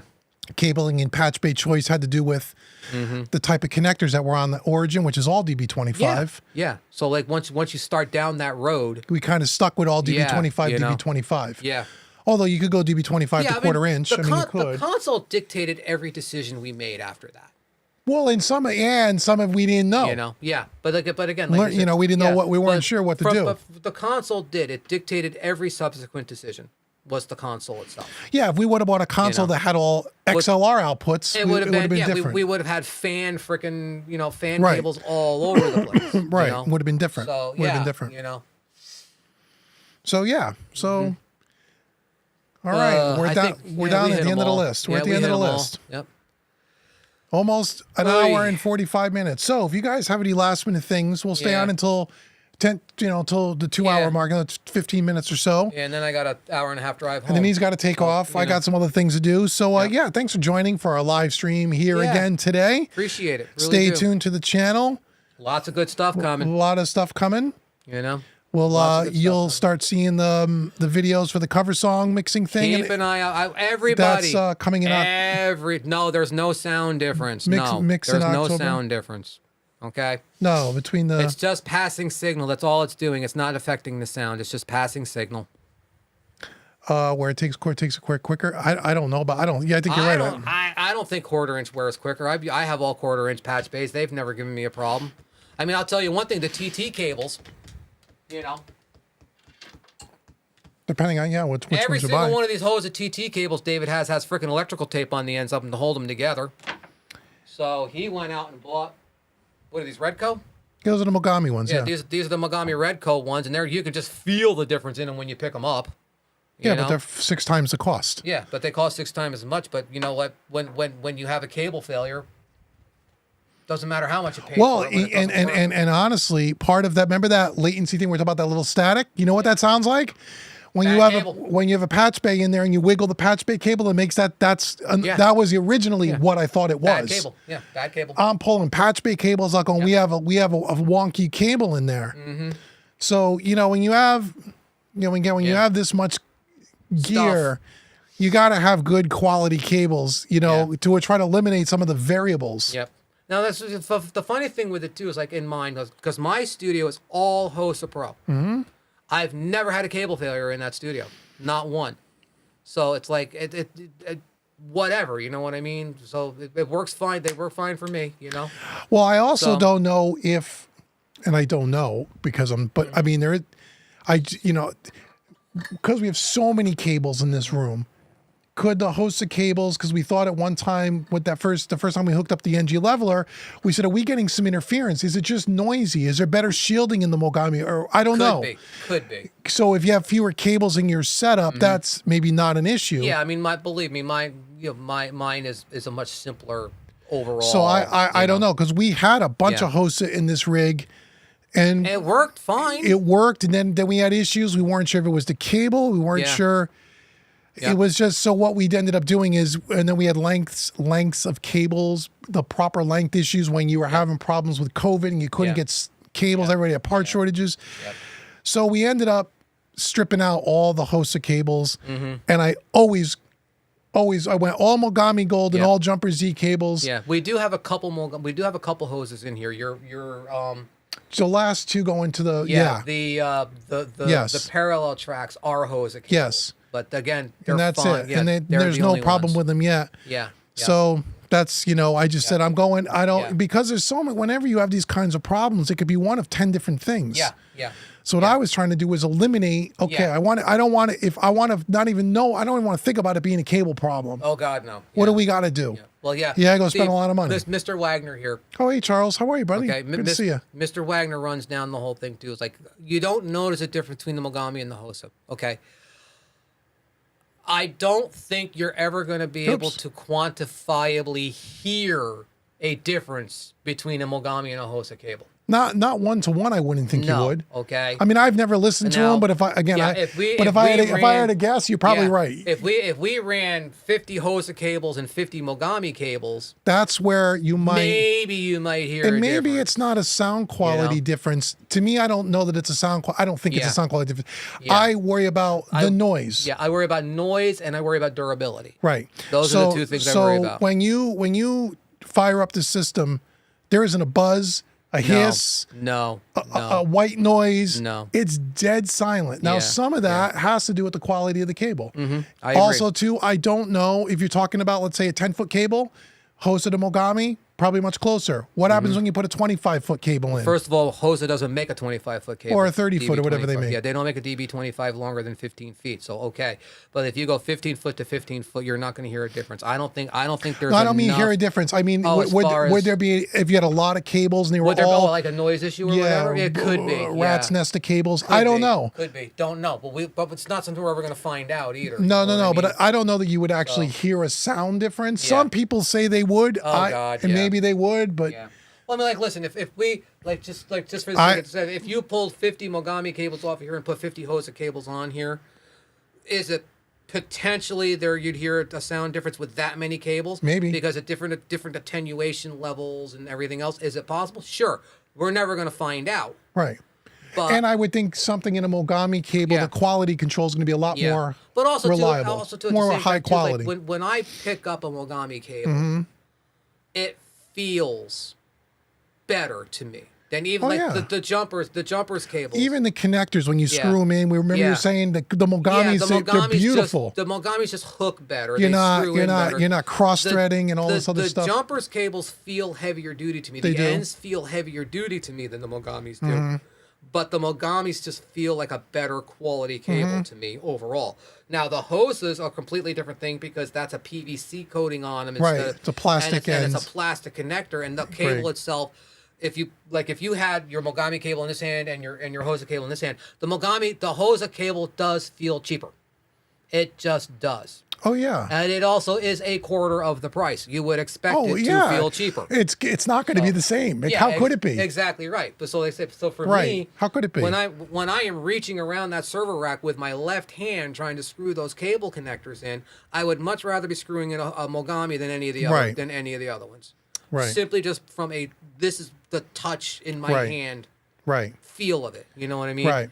And here's the other thing I look at least for me, again, just my stupid way of thinking, is that I look at all the cables in this rig as an investment because let's say Damn one day straight. you want to sell this console, all those Mogami cables are going to retain 70 to 80% of their value. Fuck yeah. Excuse me. Hosa, you'll get nothing for the Hosa cables. No, you're gonna throw the hoses in. Right. You know, like, So, that's the thing. the way, and the other thing I look at it too, and again, I guess it depends on the set. If you have a very small or not a lot of gear, yeah, you don't probably need to go most expensive cables.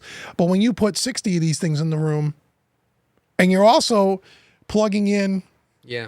45 pieces of gear, we're A talking lot about of gear. AC power that is running very close in proximity. As good as we tried to do the wire management, We did as best we could. you're getting a lot of crossing. I don't know. All I know is that when we were using some Hosa mixed in We were we getting had noise. some issues that we couldn't necessarily say Yeah. it was the actual Hosa cable. And don't get us started on Planet Waves cable. Right, but when we put everything Mogami, all those problems went away. Yeah, agreed. So I don't know. Agreed. To I don't me- know what to say. Either. To me, it's like, Yeah. you know what? If you're buying a console, you just If it's you're- part if of the you're- cost. if you're It's a part of the cost of if having you're that. investing that much money in the console, Yeah, then invest the money in the cable. yeah. Period. That's End it. of story. You know, I mean, like I say, my studio. And by the way, Charles, I have probably, this is for you, if you're a Hosa guy, 25 between 10 and 15 foot, 5, 10 and 15 foot Hosa cables that are practically brand new, DB25 to DB25. all wound up in a box over there. Anybody want them? I'll give them to you at a hell of a price. Yeah, let us know. A third of what you'd ever pay for them brand new. Reach out on the website. Reach out. If anybody wants them, I got them. Yeah, reach out on the website. And they're probably paid 40 to 50 bucks a piece for them. Yep. Yeah. I'll sell them to you for 20 bucks a piece and they're brand new. Yeah. And I'll even ship them to you for free. If You gotta live- you gotta take the whole box though. Yeah, I mean, I got tons of them that I'll never use. Yep. So, like, you know, and Yeah. I just think it's And it is. It's the same as anything else. Like I say, if you're going to invest blank thousands of dollars in that console, Put good invest cables. blank thousands of dollars in the cable. just put good you cables know? in. Just do it. That's you know? what Chris is. Just buy nice cables. You never have to buy them again. Yeah. Actually, less expensive in the long run. Yep. Yeah. If Yep. you're having problems. Yep. And again, like I said, I've used some Hosa cables in the past and they were fine. Mm-hmm. But I'll also tell you again, I'm just my own experience. I must have spent, I don't know how many hundreds of dollars on all those TT cables that Dave. Oh God. All Hosa. Yeah. I can't tell you how many problems I've had with them. Then now I am systematically going out and guess what I'm buying? All Mogamis. And that's only what I got here. I got another 2 piles in the back room. Yep. Not all of them are bad, But there's no point. but every mix, I'm fighting, I'm chasing around a bad cable. Yep. There's No no, more. Point. There's no point. No more. There's no point. So you know. Ernest. Hey, Ernest, how are you, brother? He uses Mogami. You'll take them. Okay, All right, email fine. me You through the website. I'll Yep. I'll count up exactly what I have, and like I said, I'll give me 20 bucks a piece for them. You can have them, and I got a bunch of them, man. If you want them in Yeah. all different shapes and sizes. PayPal friends and family. Yep, and I'll ship them to you. If you live in the United States, I'll ship them to you for free. No shipping. Mm-hmm. But got to give me something for them because literally, Charles, they're brand new. Yeah. We used them for almost no time at all before we ripped them back off. Other than board. the fact that on the connector, I wrote with a Sharpie what size they were, so you knew what length they were. Yeah. That's other than that, they're brand new. They're brand new. So Yeah, email me, buddy. I'll hook you up. You get them out of my studio. Thank you. all right.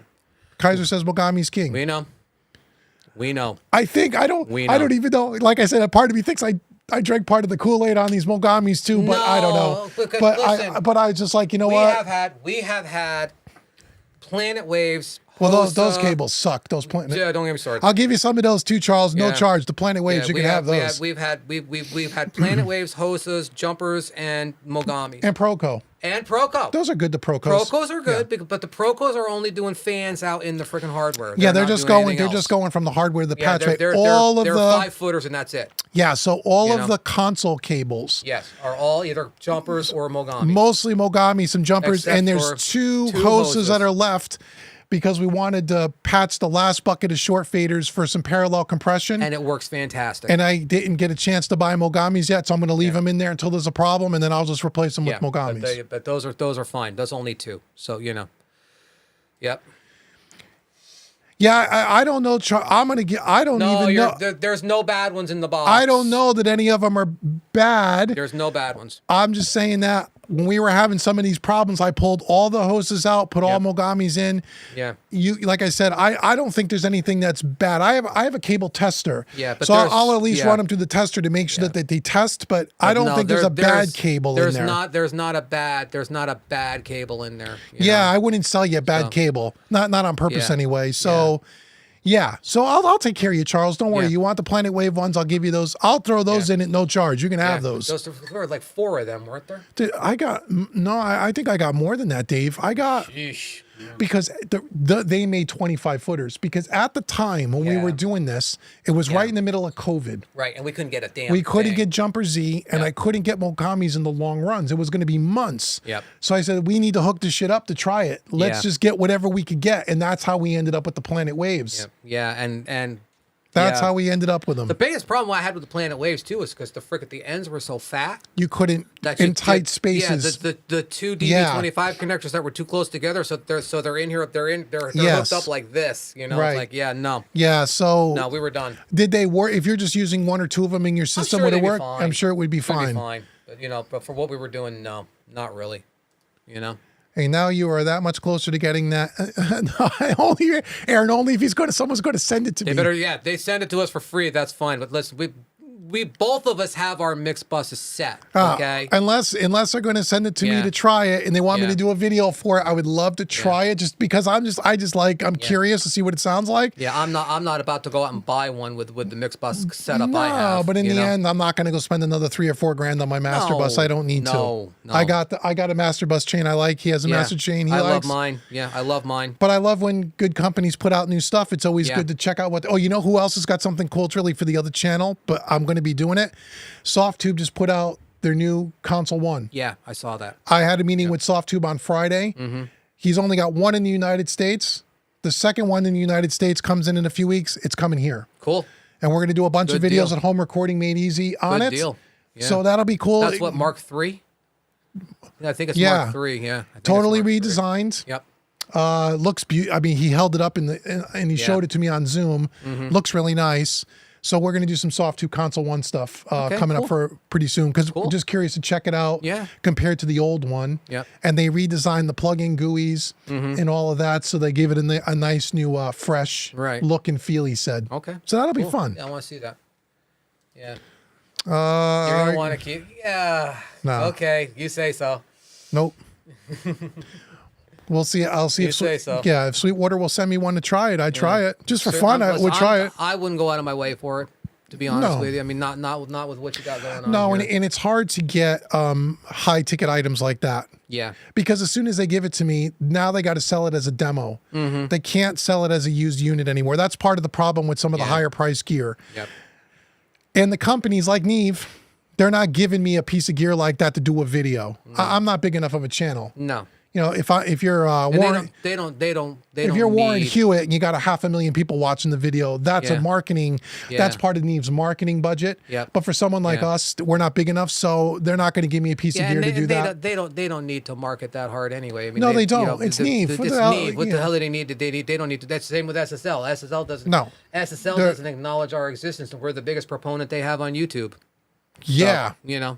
which is okay. Yeah, which is fine. I'm not saying that it's a bad thing. Yeah. I'm just saying It's okay. SSL, we're the biggest proponent of SSL on YouTube, and they don't acknowledge us. So they don't need us. they don't. You know what I mean? They don't even. Yeah. Well, they know I exist because we email communicate. I email communicate quite frequently with Fady, who you see all over YouTube. He's their spokesperson, and James, who is their European head of sales, whatever, over in the UK, who was the one that gave me the demo on Zoom on the Origin before I Right. bought it. And Yeah. they're very helpful, very nice people. Yeah. But they don't really work with YouTubers. No, No. but they don't give anything away. They don't give anything away I've tried. because they don't have to. I couldn't even get them to loan me a Big 6. Yeah, no, we did try that, didn't we?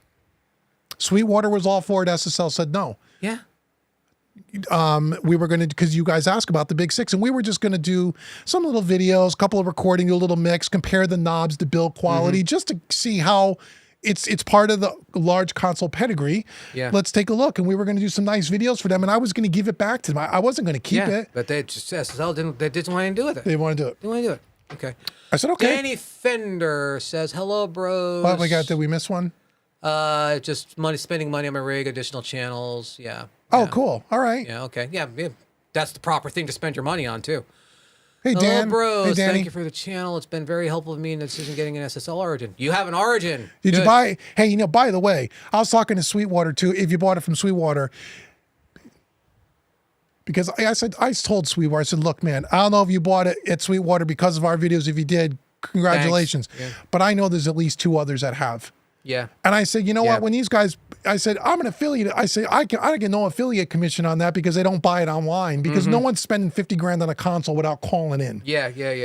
So my sales engineer said, if anyone buys a console and they learned about it from you, tell them to call. Refer us. Yeah, refer us, and we will give you the commission on that. That's nice. And that would be a nice little chunk of change. That would be very helpful. So I would really helpful. So I'm glad that. Question is, how do you keep the console clean? You see this? See this tapestry right here? Yeah, this is dual purpose today. Yeah, this is just it's tablecloth right now, but when this is over, it goes on top of the console. Yeah. It stays there. When the console's not in use, it's I covered. cover it.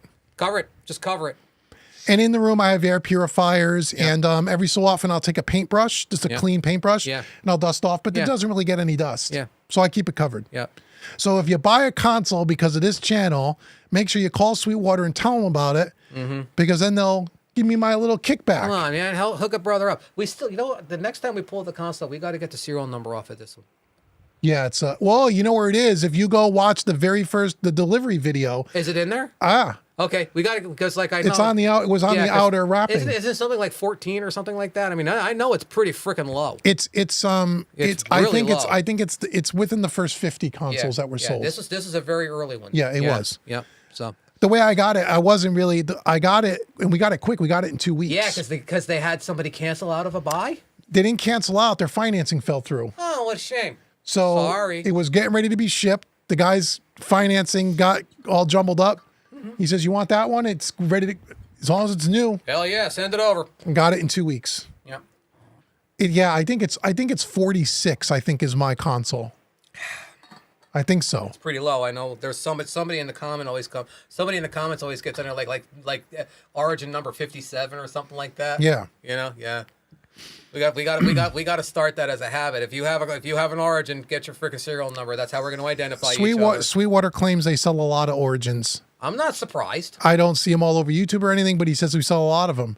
Well, I know that. I'm like, really? He's I know yeah. both. I know both of the Lord Algies have one. Tom and Chris both have one. Blackbird just took one. Blackbird has one. There's another studio. I can't remember which one it is, but there's another studio someplace I think out in L.A. that has one. In a third room or something like that. Yeah. So I guess they're selling a lot of them. Yeah, Danny, if you're gonna use a small vacuum, get one of those data ones that's grounded so it doesn't get static electricity. Yeah, for like computers, they make special ones that do that. Yeah, they have like data vacs and stuff. If you're gonna do something like that, use something like that. Okay. Charles says he already has the Rupert Designs Master Bus processor. You don't need much else. Yes, again, the Master Bus processor from Rupert Neve, the Fusion. They all do the same thing, just have their flavor. You know what I mean? The Manly Slam. I know a guy that has one of those. He's a local studio here, and I've actually heard that before, and it's actually a cool piece. Is it a piece? Yeah. Manly makes really good stuff. Yeah, they make really good stuff. Yep. Yeah. Yeah, small vacuum. Don't laugh at me. Yep. Do you recommend a small vacuum? Yeah. Yep. Keep it covered, dust it off. Yep. That's Same as keeping anything else clean. You got to. Yeah. You just put the effort in. You're fine. I mean, I bought this on Amazon for $15. Number 77. Yeah, I gotta. If you go look at it's like the second video on the channel. Yeah, I'll have to dig that up. Where I took delivery of the console, and it was right on the wrapper. I want to say it was 46 or 64. I don't remember. Yeah, I'll look it up. No biggie. But it is a fairly low number. It is. It's a very early one. I know that. It's a fairly low number. Very early one. So you know. So number 77. Good for you, man. Yep. I'm glad. Do you like? Hey, Danny, do you go check? You must be new here. I don't recognize your name, but go check out the West Audio video if you're looking for automation, because you don't have automation. You don't have automation in your console. Yeah. I'm telling you.